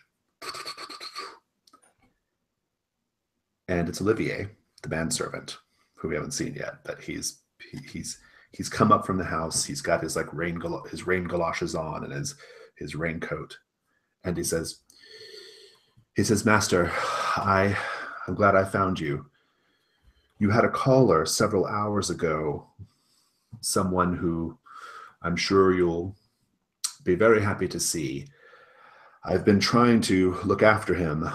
He's been drinking in the library and he's getting increasingly more and more drunk and a little belligerent and violent. I think it's time you come deal with him, sir. And then the scene still proceeds if you guys have any cards to play on the ace. So Actually, but it's not my turn yet. yeah, it's Maria.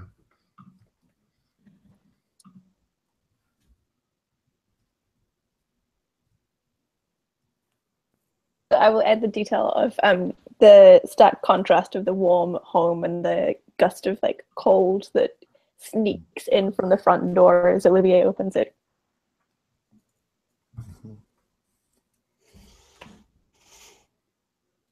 I'm going to reveal Akeem. Nice. So we're making out right now before Yes. Hell yes. This is perfect.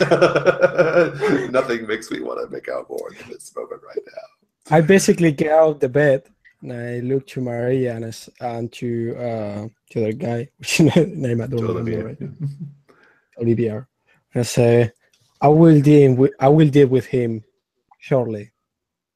Just let me, Maria, go entertain him while I prepare. And I basically do the thing of closing the door behind them. And then I look at Gonzalo and I get close to him.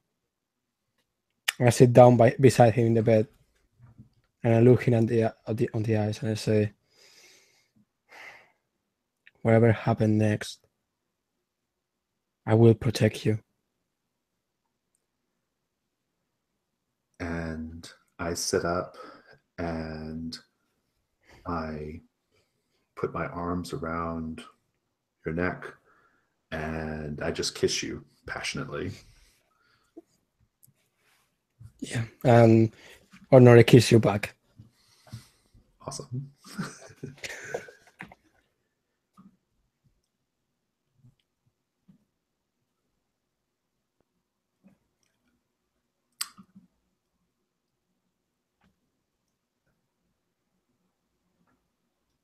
Yeah, my turn's over.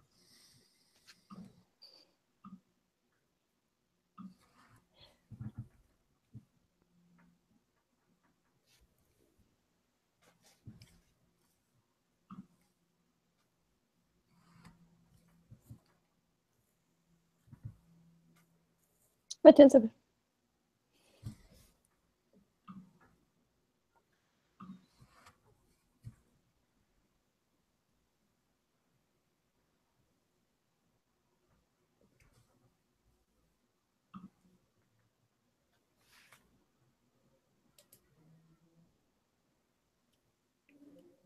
And my turn is over. And I just want to say that long silence was the making out session, because it lasted that long. Yeah, no, I had the whole movie was playing in my mind while we were having our moments of silence.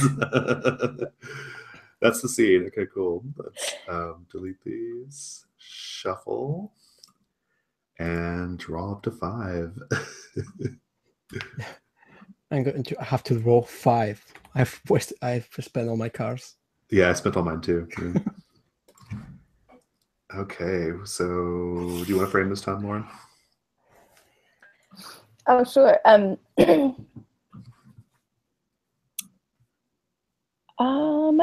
guess it makes sense to me to have it sort of like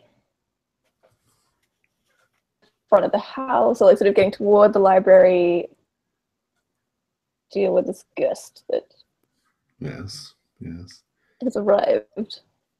Yeah, this is great because you get to play Franz, right? So you can have all the passionate X drama that we don't have right now.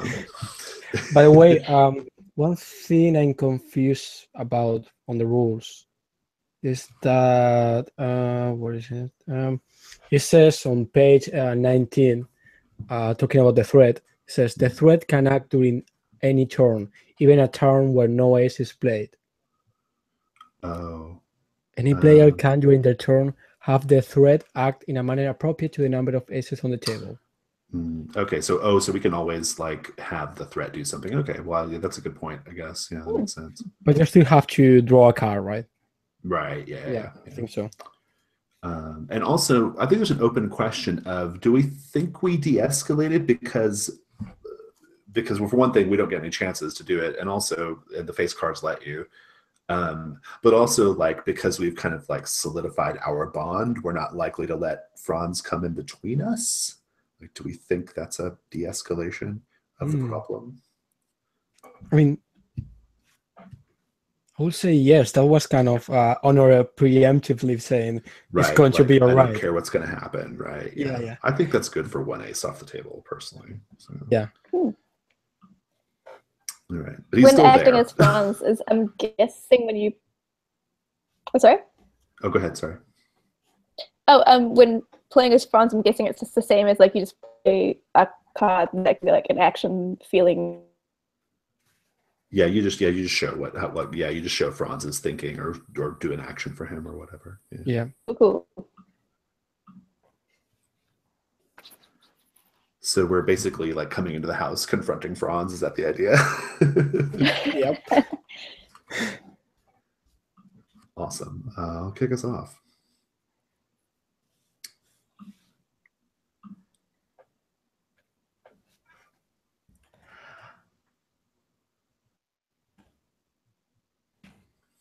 Okay.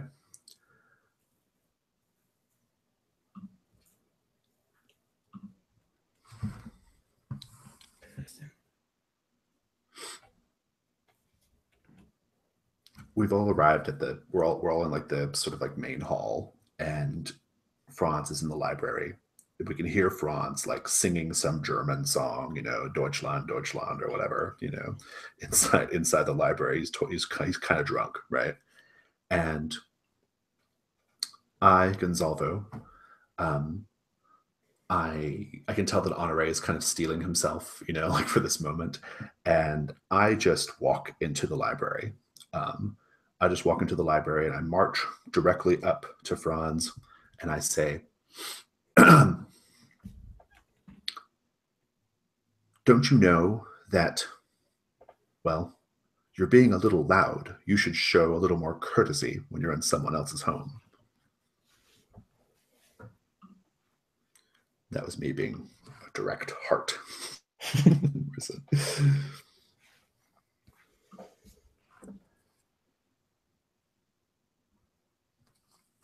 So I want to be Franz's time. Okay. So I think Franz is kind of like lounging in one of the like library chairs with like I think he's like something on the rocks in his hand, and he sort of like gives a little swirly at the clink of the ice, and he looks at him and says, "Oh, who are you? The help? May you freshen my drink for me?"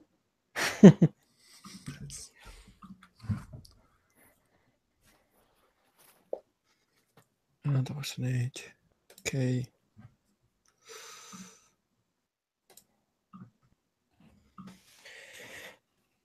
Honore walks into the room after Gonzalo and says, "I'm afraid he is not servant, but a guest in my house."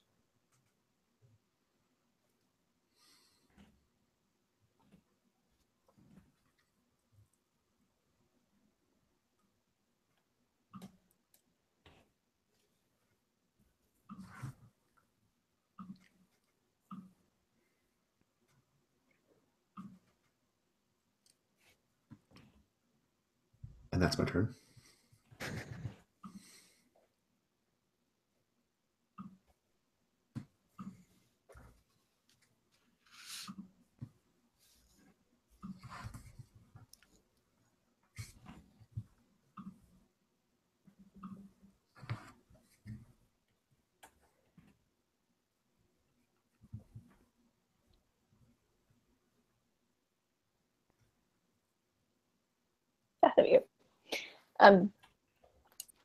This is Maria sidling up to Honore and sort of like whispers in his ear something to the effect of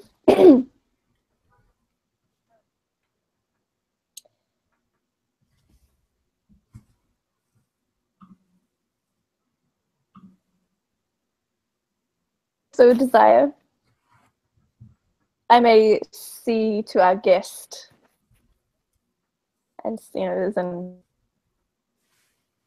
it would be advisable if we simply just turned him away."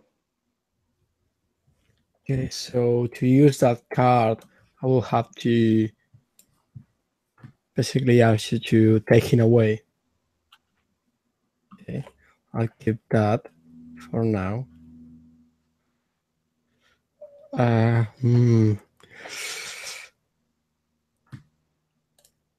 No, let's go with this for now.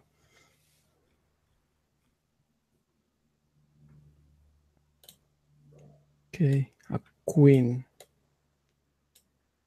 I say, so Frank. It's Franz.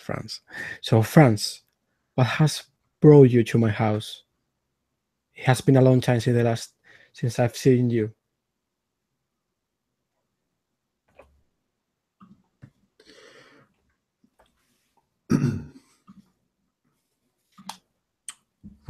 I pipe up.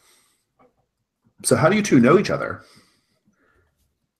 And I cast a glance left and a glance right. And I say,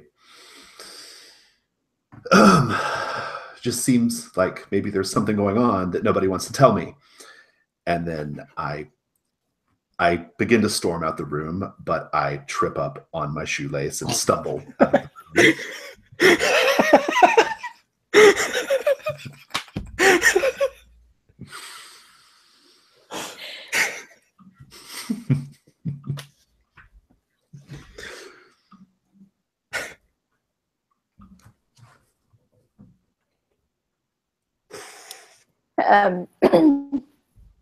So Franz kind of likes to display himself a little bit more on this chair that he's sitting in. And his shirt's kind of like sort of one button undone a bit too far. And his fingers are sort of like trailing along his collar there. And he looks to Honore and says, "Why, my dear friend and I go far back. It's good to see you again. You're a sight for sore eyes." He looks like a sort of smug kind of. Right. And I shall reveal an ace. What can I do with 2 aces? Fairly apparent and can directly menace on one character. I think Franz gets close to Honore, puts a hand on his shoulder, and says, "Yes, we go way, way back. In fact, we were quite close not so long ago." And he looks directly at Gonsalvo, like with such defiance.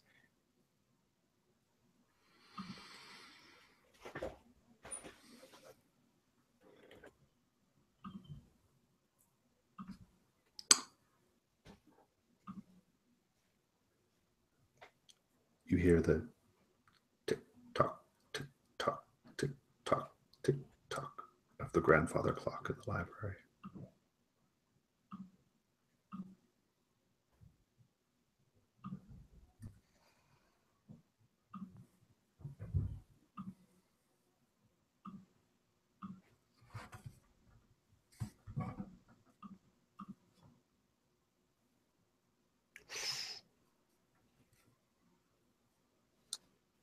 Honore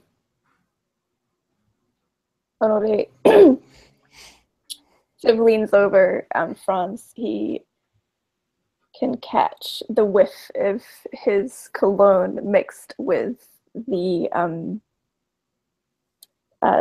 peaty spice of the whiskey that he was drinking.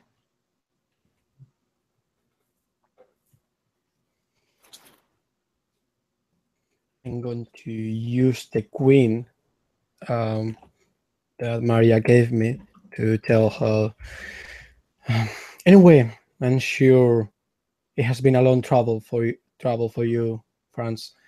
You should. Maria will get you settled in the room in your room.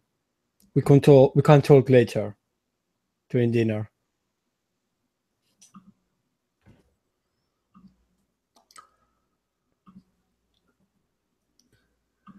The slam of the door down the hall as Gonsalvo goes to his own room.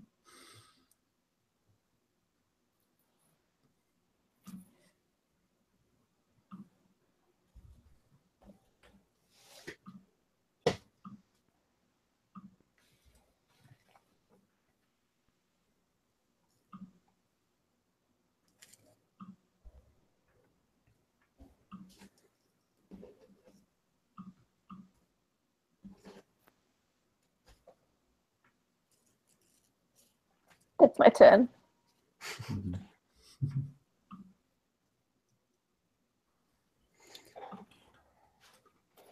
To be clear, a jack is equal to a queen, so you could do something too, but you don't have to. Oh, true. I keep forgetting face cards are the same. Yeah, and ace too. They're all equal. But you don't have to. You can have a moment of silence. It's fine. I thought that was an appropriate place to have an awkward pause. Yeah. Yeah, I think so. Yeah. Gonsalvo stomping off, slamming the door, everything. Yeah, throwing a tantrum, basically.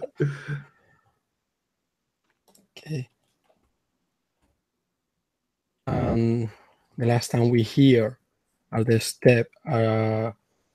steps of Franz and Marie as they walk off on the room, and we can hear the steps of Franz. This is making loud noises, each step firm and full of decision, and not at all having given up yet. So that's scene, right? Yep. All right. Let's shuffle and draw up to 5.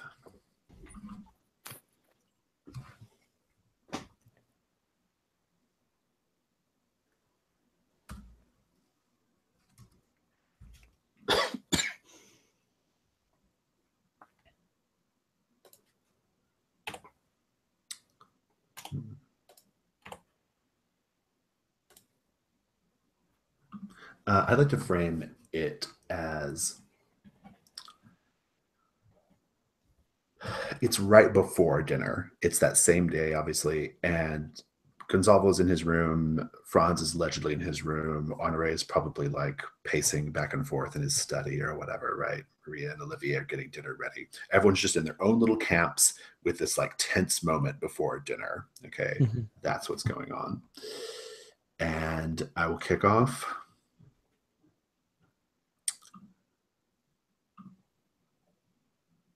I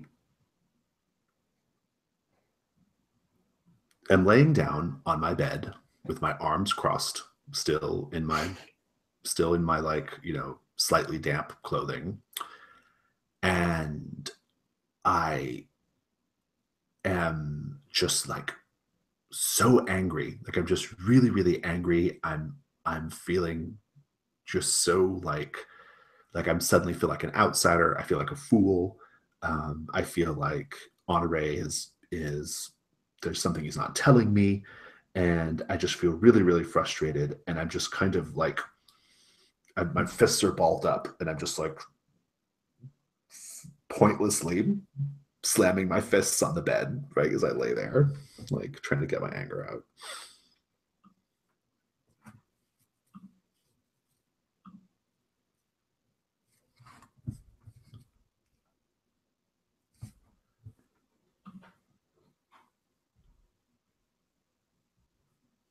So Maria. Maria helping set the table for dinner. And she is struggling to figure out how far to set the seats from one another, because she isn't quite sure what would make for the most amicable. Franz sit there next to Gonzalvo, next to Honoré, or like which playground. So she's sort of having a dilemma about how to mess with the, the arrangements. Nice.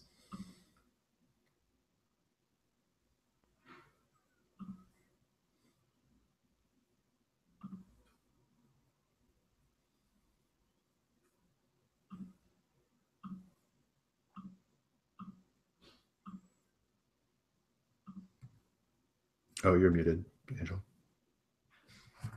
Sorry. Honoré knocks on Gonzalvo's door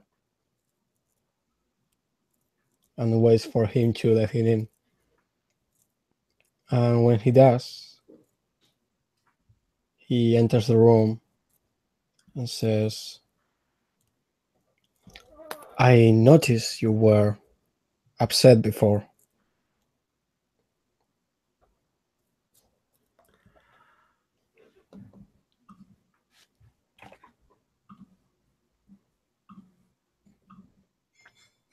Yep.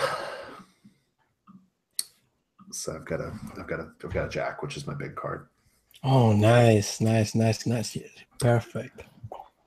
And I have like a tear in my eye, kind of showing that fundamentally I'm pretty like I'm kind of an immature person, right? Like I'm pretty fragile. And I say, it just makes me so angry. Like, I don't know who this person is, and I feel like there's something you're not telling me, and I just wish you would. I wish you would just level with me. Like tell me what's going on. Who is this person, and why does he seem to bother you so much?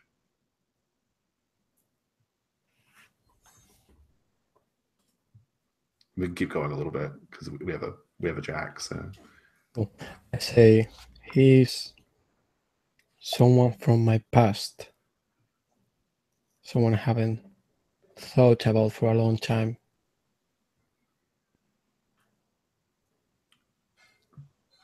From your past, were you very close? At some point, yes. I was very different back then. Young and stupid. Do you still have feelings for him?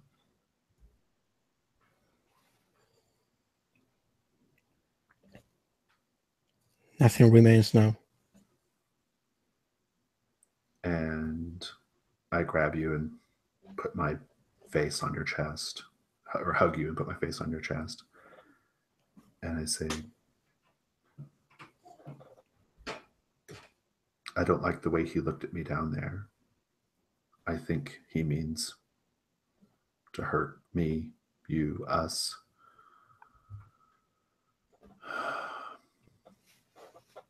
And then I just kind of go silent.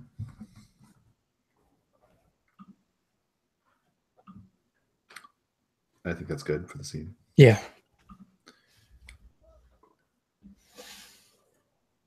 And what about the threat? Do we de-escalate?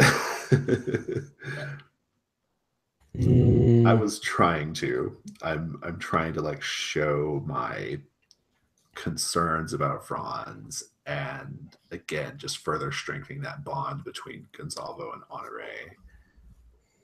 I don't know. I'm kind of on the fence. I could go either way. I don't think because you didn't get like a response. A reassurance. Yeah, if you had given me some reassurance, I think it would have. But since you kind of just like said nothing. the non-emotions thing. Right, yeah. Okay, good. Awesome. And that's Maria's turn. Jack was dead. Yeah. Oh, cool. And Jack is high. Yeah. I don't know where it went. But cool. it's high. Yeah. I'm actually going to play this card for Franz, not Maria. So Franz slips into the dining area where Maria's getting ready, and he produces this lovely bottle of like 25 some sort of wine. And as Maria is sort of getting drinks ready, he says, "Oh no. They would appreciate this one. See, I brought it from that one time, that one night we shared in Marseille or somewhere like in France. And I think he would really appreciate this as like a memoir of that special time we shared together." Nice. And I go now. And that's a kid. Let's just keep our scene going here, I guess, right? Yes. I think after a moment of silence, Honore says, "You don't need to worry about him. I tell you, I will protect you, you and everyone else. He may be part of my past, Gonzalo, but you are my future now." And I think he takes your face in his hands and he kisses you sweetly. We've already kissed, though. We got to go further. I know.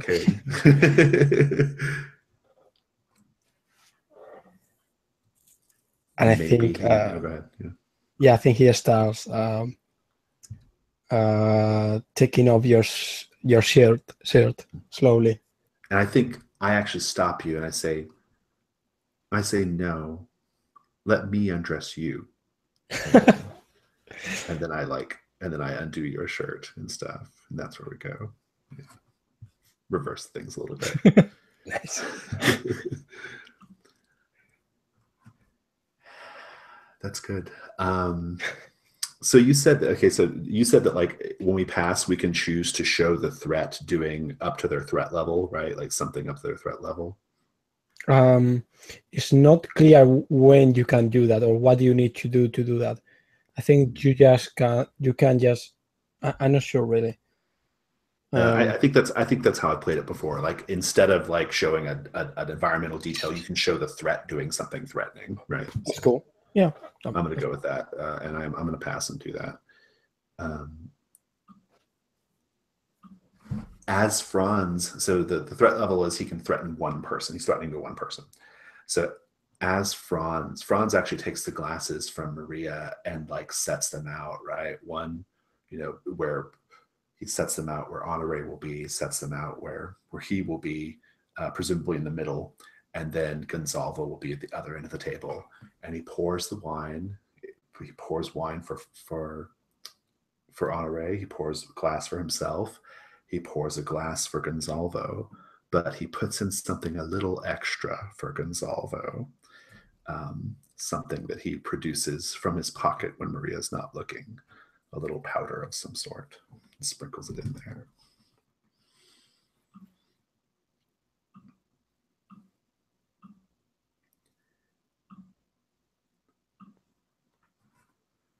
And king is high.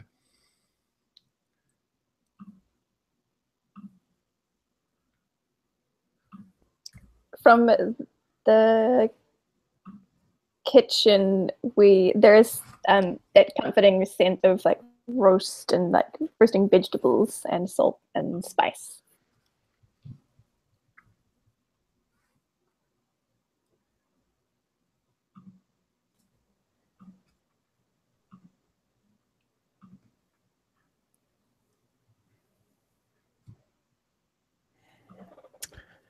And that's my turn.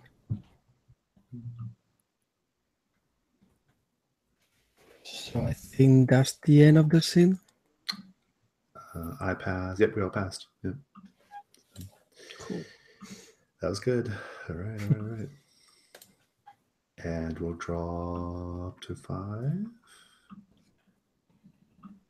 Oh, I didn't shuffle. God damn it. Let me shuffle now. Okay.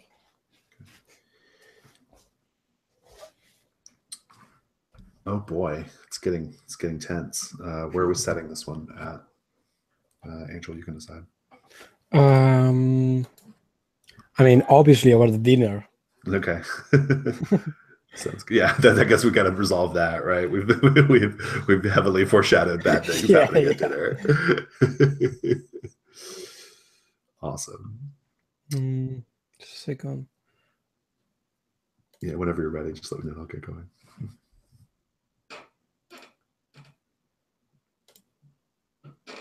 Okay, I think that's 5. Oof, this is going to be bad. Okay, cool. We all set? Yeah. Right.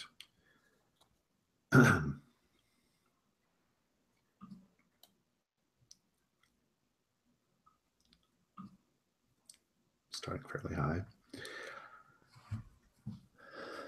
We're all there. The food's been served, and we're all sitting there rather quietly. And I stand up and say, I'd like to propose a toast. I hold up the wine. None of us have drinking our wine yet. I'd like to propose a toast to the kindest, most caring, gentle, rich, strong, and my words are losing me. I'm losing my words. Great person I know. And then we all awkwardly toast or raise our glasses and drink.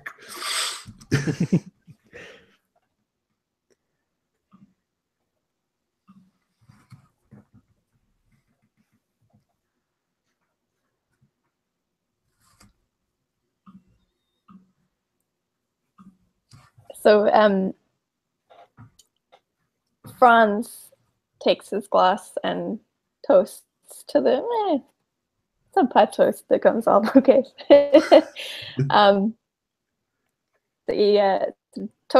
He chooses and looks directly at as they do this, and his is up just against like Honore's calf under the table as he does. Nice.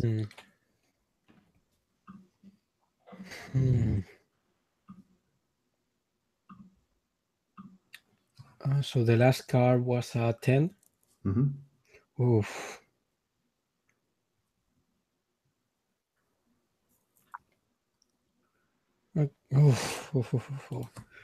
Okay, let's do this.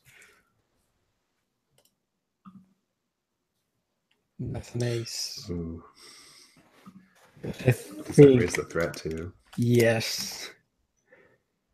I think openly hostile and may harm one character and menace all characters. Yes. I think this is when the whatever Franz put in the wine kicks off, and Gonzalo starts to feel really, really dizzy, really, really sick.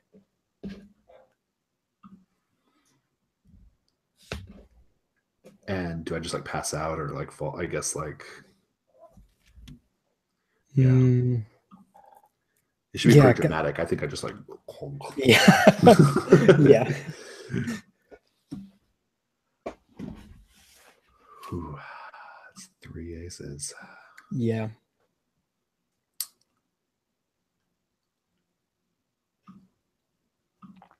Okay.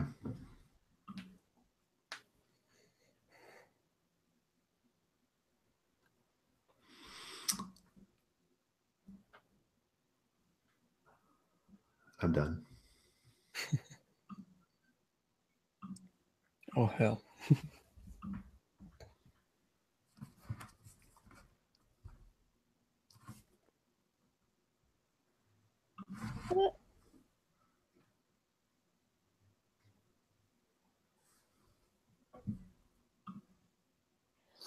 So this is the sound of like crashing plates as Maria drops what she's carrying to jump to Gonzalo's side.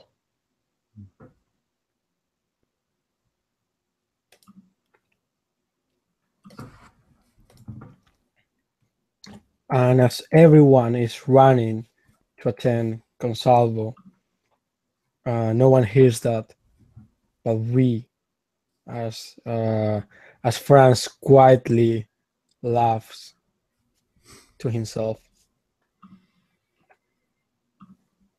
And that's the end of this scene. Yeah, the scene is over. Oof, a dark ending. Yeah.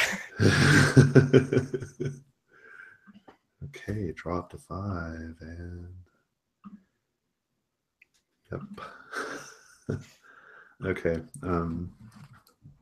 Lauren, do you want to set the scene? Sure.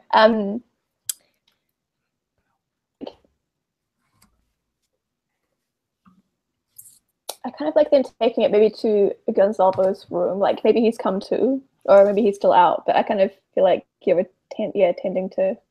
Like I'm clearly sick though, probably. Right? Exactly. Like maybe the doctor's been called, but they're going to be some time before they can. Yeah, that's good. Get there, kind of thing.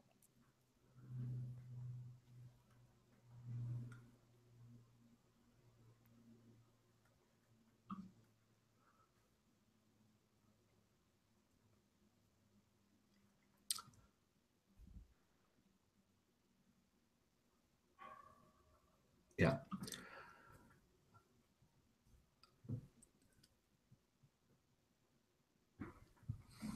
So I think I'm laying there. I look really ill, like the color is left my face. And I'm laying there and I think Honoré and Olivier and Maria have been in and out. And I'm laying there and I hear down the hall, I hear Franz down the hall singing his German song, and it frightens me. I get really scared, and I clench my hands on the edge of the bed.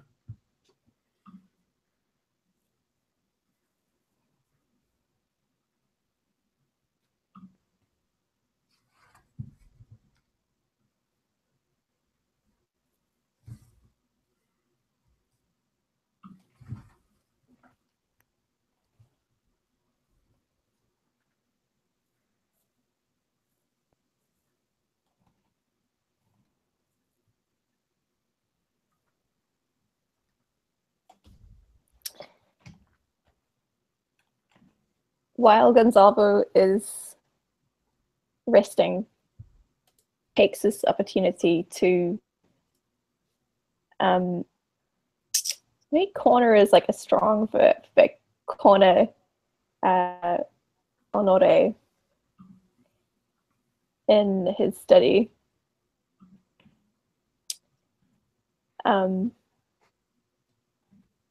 Yeah, it's a big detail. Yeah. Mm. Okay. Honore looks at Franz with anger in his eyes and says, "Why are you doing this? What is that you're looking for? Coming back here? Bring me more suffering, more pain."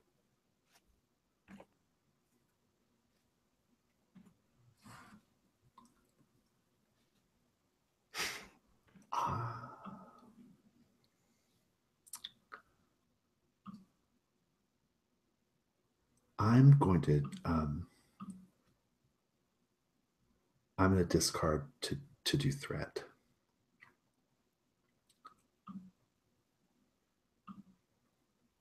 Franz stares at you in the eyes, Honore, and says, "I will have you again, Honore. I don't care if it's just you and me at the end.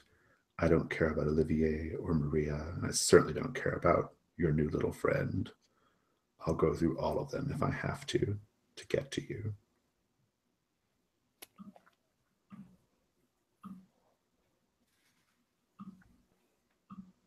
And high is still 6.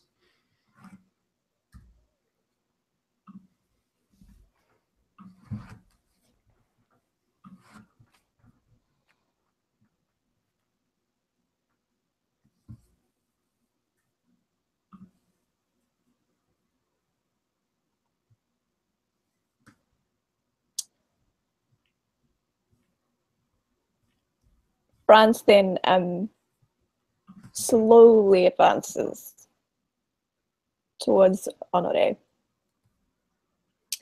and gives him kind of like a cocky smile. Besides, I know that deep down, you still want me. I've seen the way you look at me since I've gotten here.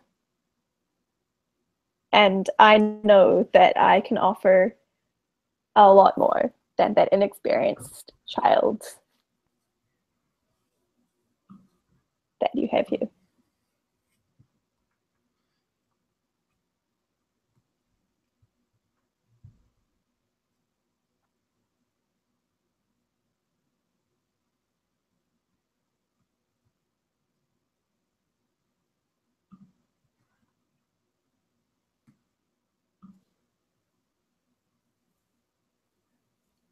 And that's my turn.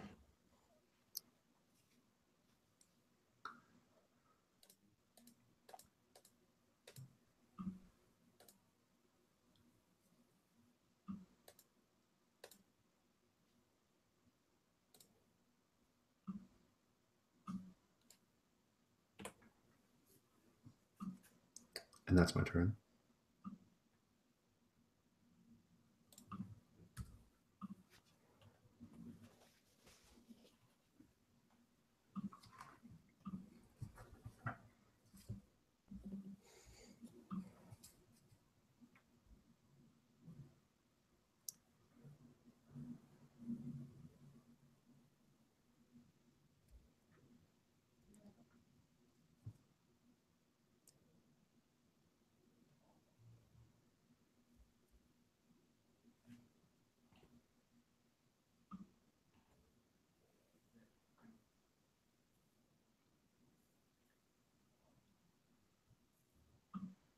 Is that it? Or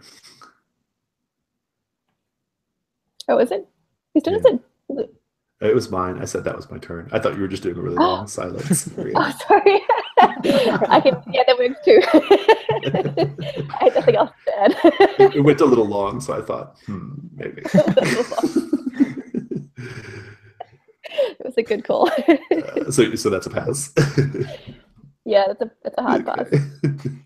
That's a scene then. Okay, cool.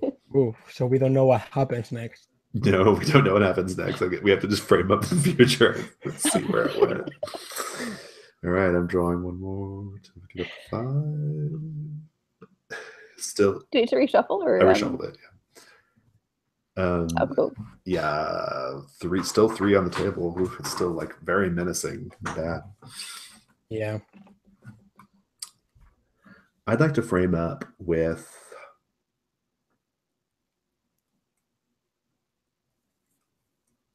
I'd actually like to frame up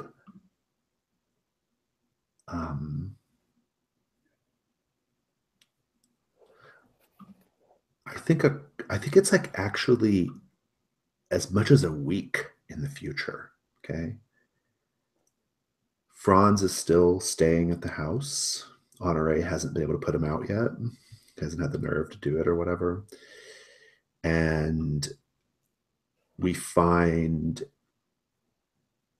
at this point, Gonzalvo, the poison really, really, really affected his system, and he has to be like he's too weak to walk around, and so he's like in a chair, like a wheelchair. And I think that it's just like a quiet lunch between Gonzalvo and Honore out on like the on a terrace, right?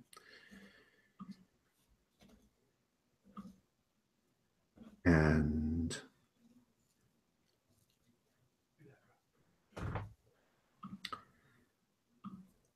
I have barely eaten any of my food. I don't have much of an appetite these days, but at least my colors returned a little bit. And I look up at Honore and I say, how much longer is he going to be here? What do we have to do to get him out of here?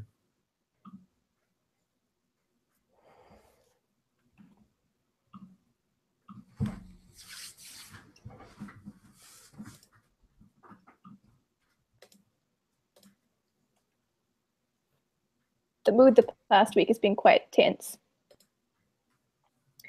And it's currently reflected in Maria's mood as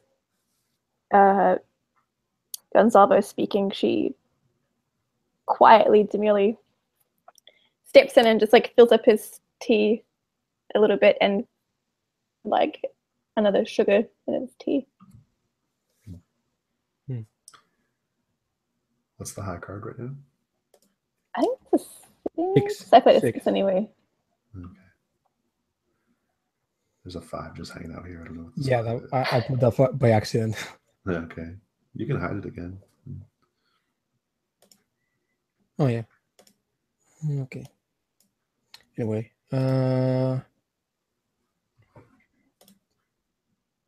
Okay, Annette.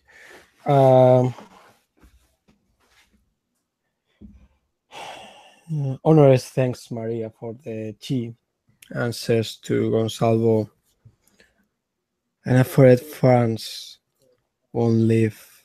We won't be able to make France live with simple wars. He's a dangerous man,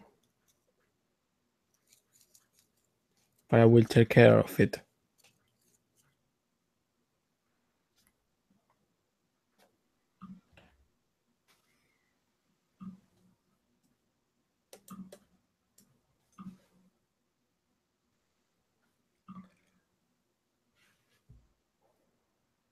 Jack.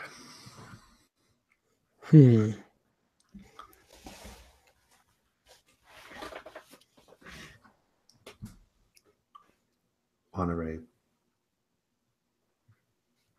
The doctor thinks this is going to be okay, that I should be recovered in a few weeks, a month. But I don't feel better. I feel like the days are getting longer. My energy is not what it used to be. I don't know if I'm ever going to recover.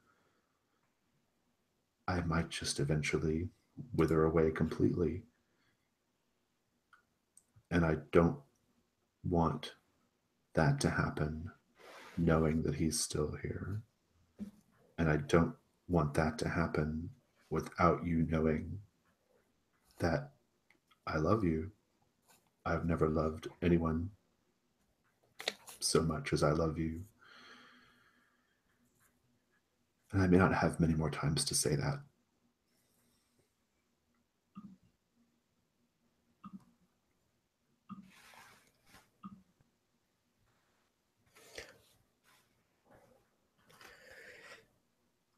I think Honor cannot respond to that properly. He doesn't know how to, even if he wants. He just repeats, I will not allow him to harm you. I will get rid of him, and then you could get better. I will be able to be together once again.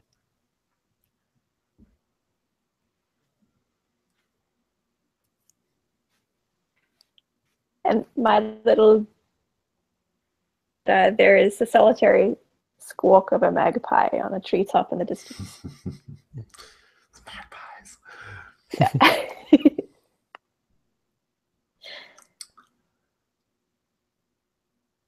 And that's actually your card play now, I guess. All right. Mm. Mm. Yeah. Oh, is it me or is it no? The last one is a J. Yeah. I think it's Honoree's turn. Yeah. Oh, yes, it is. Yes.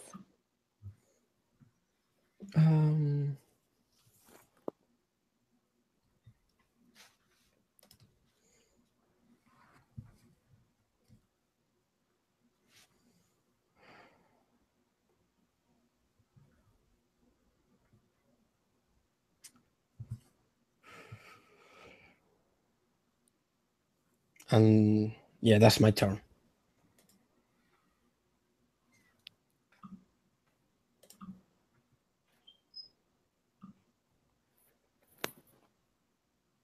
And we just hear the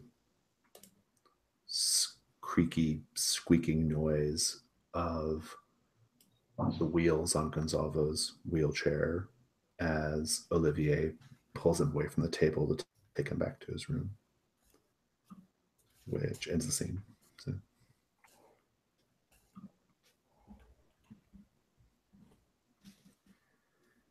Shuffle and draw up to 5.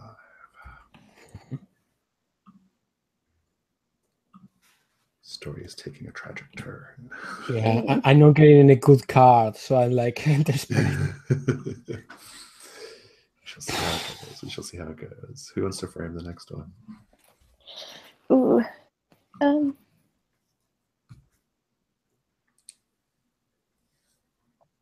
It feels like we're probably getting close to like taking some action against Franz, right? Like getting Franz. Okay, confronting and getting him out of there. Yeah. I do have an idea for that. Do you want to pitch your scene? Yeah. Or do you have an idea, Lauren? Yours sounds intriguing. I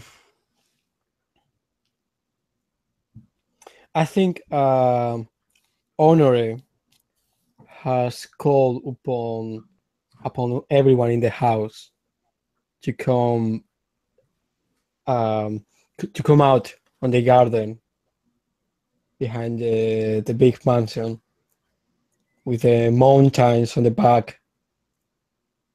And I guess this is what we start when everyone arrives.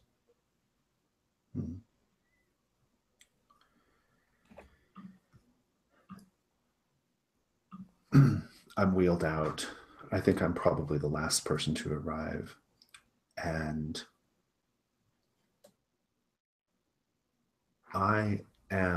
Olivier pushes me out, and I'm clutching something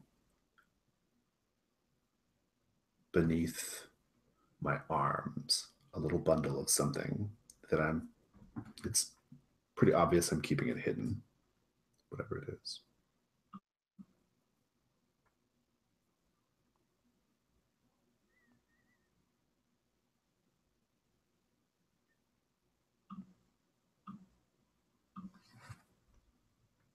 Maria walks alongside Olivier and Gonzalo and holds like a parasol umbrella over him to keep some shade on him while they stroll the gardens.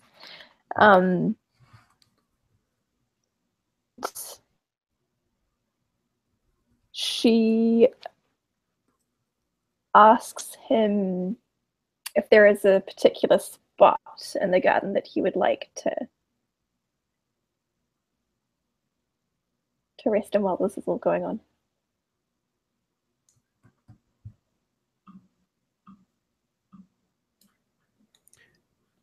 You ask Gonzalo, right? Yeah. Yes, Gonzalo, yeah. I didn't reply because it's my turn. Mm-hmm.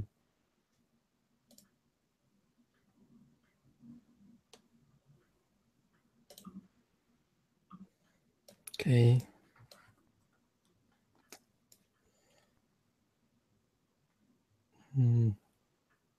Yeah. I think Honore takes everyone, conduces everyone to a particular spot. It is below a big olive tree. And below this tree, there's a couple of gravestones from Honore's father's parents. And when everyone arrives, he looks up.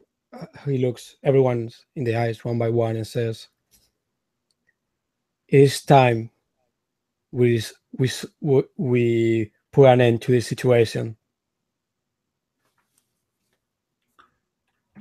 To be clear, Franz is there too, right?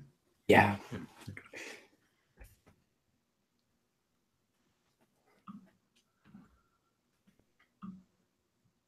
You hear the crinkling, crunching sound of the paper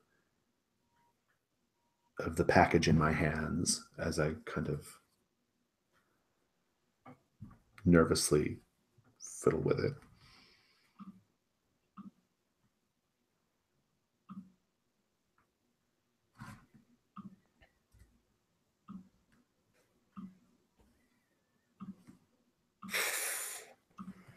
Sorry, my hand is really high. I think Franz kind of laughs and asks Honore, "Oh, you sound so solemn and so serious outside. Why don't we just be drink and be merry?" And maybe slings an arm around him underneath the olive tree, ignoring the gravestones.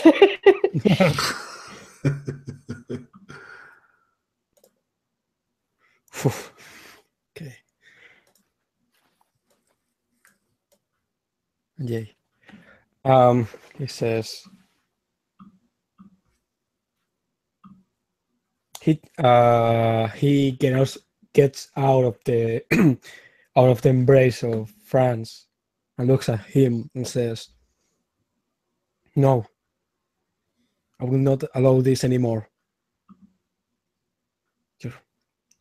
Your presence here. I will not allow it. I will not allow you to poison me, you and your horrible ideas. It's time we settle this once and for all with a duel." Nice.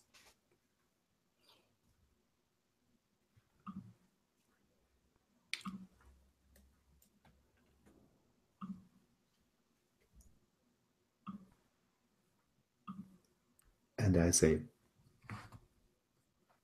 no, my love, a duel won't be necessary because I have evidence of his misdeeds. He is in the wrong, and we should call the police immediately. And I undo the package, which has a bunch of like powder in it, white powder, but the wind catches it because I can't succeed. The wind catches it and blows the powder. It blows the powder away, like.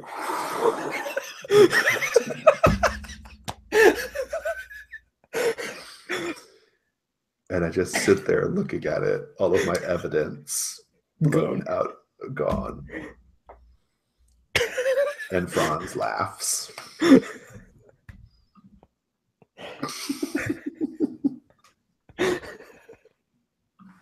Jesus Christ. Oh man. This is a good time to play this one.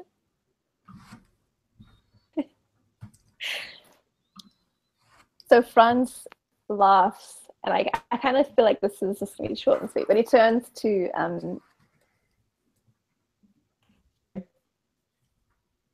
simply says, well, if I can't have you, then no one can.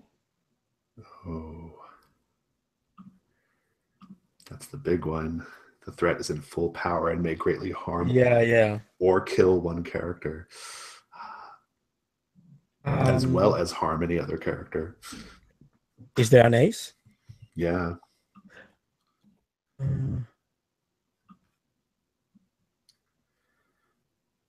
So what happens after you say, if I can't have you, no one else can? I feel like there's got to be a big move there, right? It does, yeah, like some like a gun or something like that, something big and flashy. Does he shoot Honoré? I like that. Yeah, let's have him shoot Honoré. Yeah, so. Maybe not fatally, but just a little bit. Well, you know, I mean, it could be. You could kill him. I mean, that's allowed. You can totally kill him. So Yeah. It would be a nice tragic end, I think. But in any case, you're shot. Honoré, it's your turn.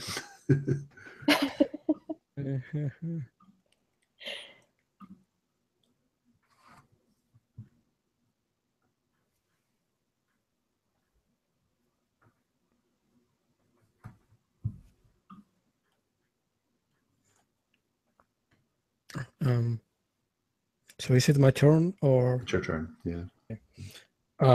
Have I been shot and killed yet, or? I mean, I think you can decide, right? Like you're definitely shot, right, and you're bleeding out. So Yeah.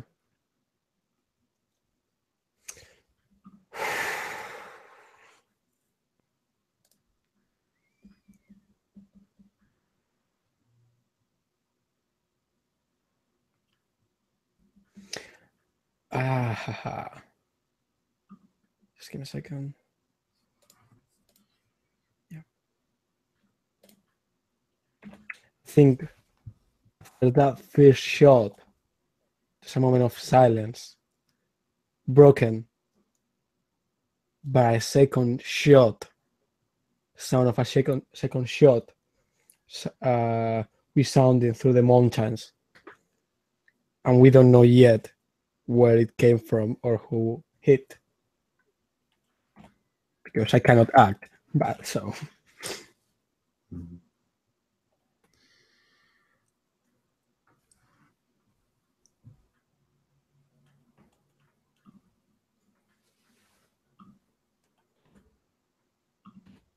we just see the mountains in the background, and out of frame, we just hear like a sob, several sobs, sobbing voices.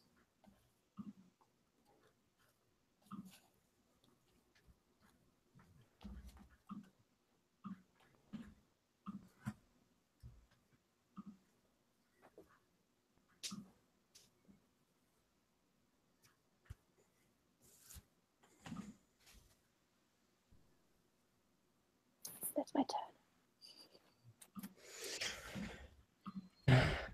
That's the scene. That's the scene. What happened? Are we ending on a cliffhanger here? I mean, I think no matter what, I think the threat is resolved. Maybe not in our favor, but it's resolved, right? The rules do say that we can have like a little epilogue to kind of like wrap up things and show what happened if we wish. So maybe like we each just show like a little epilogue from the point of view of Gonzalvo and Honoré and Maria and maybe some other, Lauren, maybe you can do Maria and some of the NPCs if you wish. So, but basically, I think our epilogues will kind of determine like how it ended up. I think my epilogue is going to take place maybe a little further in the future. Okay, like maybe like several years in the future, even. And we see Gonzalvo.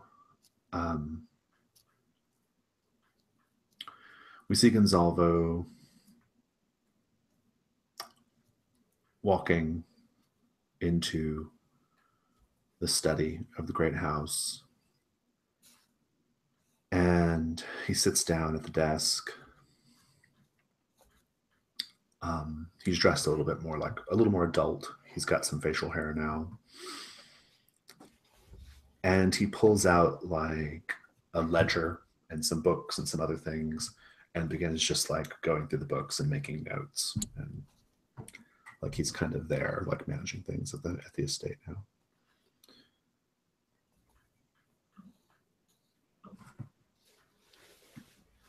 What about for Maria?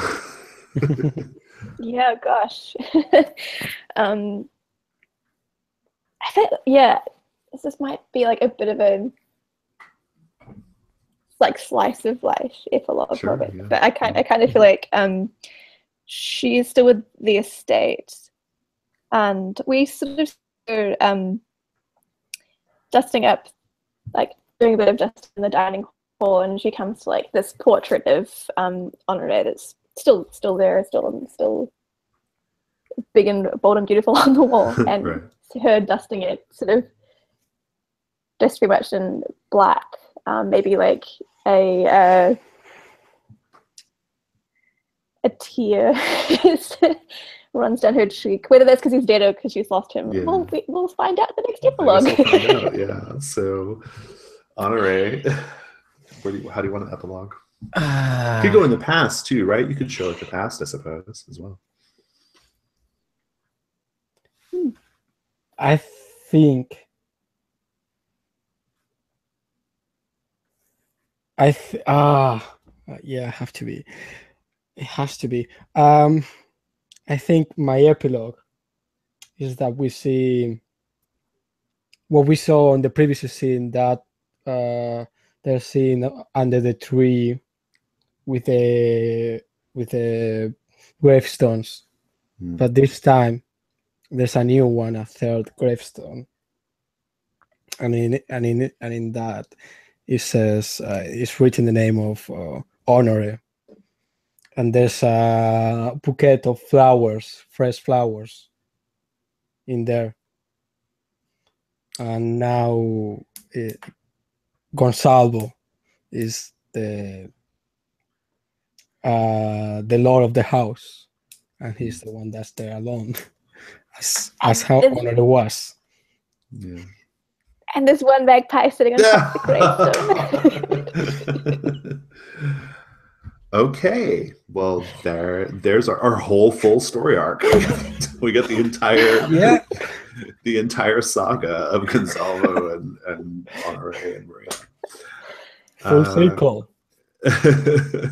Cool, that was good. I really enjoyed it. There were some really great moments. It was super tense. I was really into it. Fun. Yeah, thank you a lot. It was great.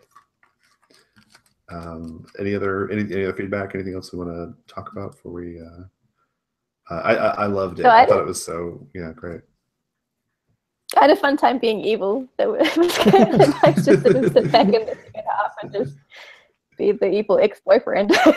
Franz was terrible. I hated Franz. Like, Yeah. well, and I also like that. Like, what I thought was really interesting is how like Franz like was clearly a troublemaker and almost certainly like was the one who hurt Gonzalo, and yet Honoré still couldn't like. Honoré hadn't worked up the nerve to get rid of him. You know. Yeah. I agree. Just like, Yeah. oof, you know. But yeah, it was a The ending tragic too. story. Yeah. It's so tragic. I feel really sad that I initiated that ending. No, but it was so great. if I had ended up with a heart, I had a high heart, but then someone played a really high card. I think it was you, Lauren. You played like a king or something. Yeah, I did. I had a high heart, and I was gonna like have that moment be like me showing the poison and being like, let's go to the police. Like, you know, we have evidence, you know, we can, you know, we don't have to do this.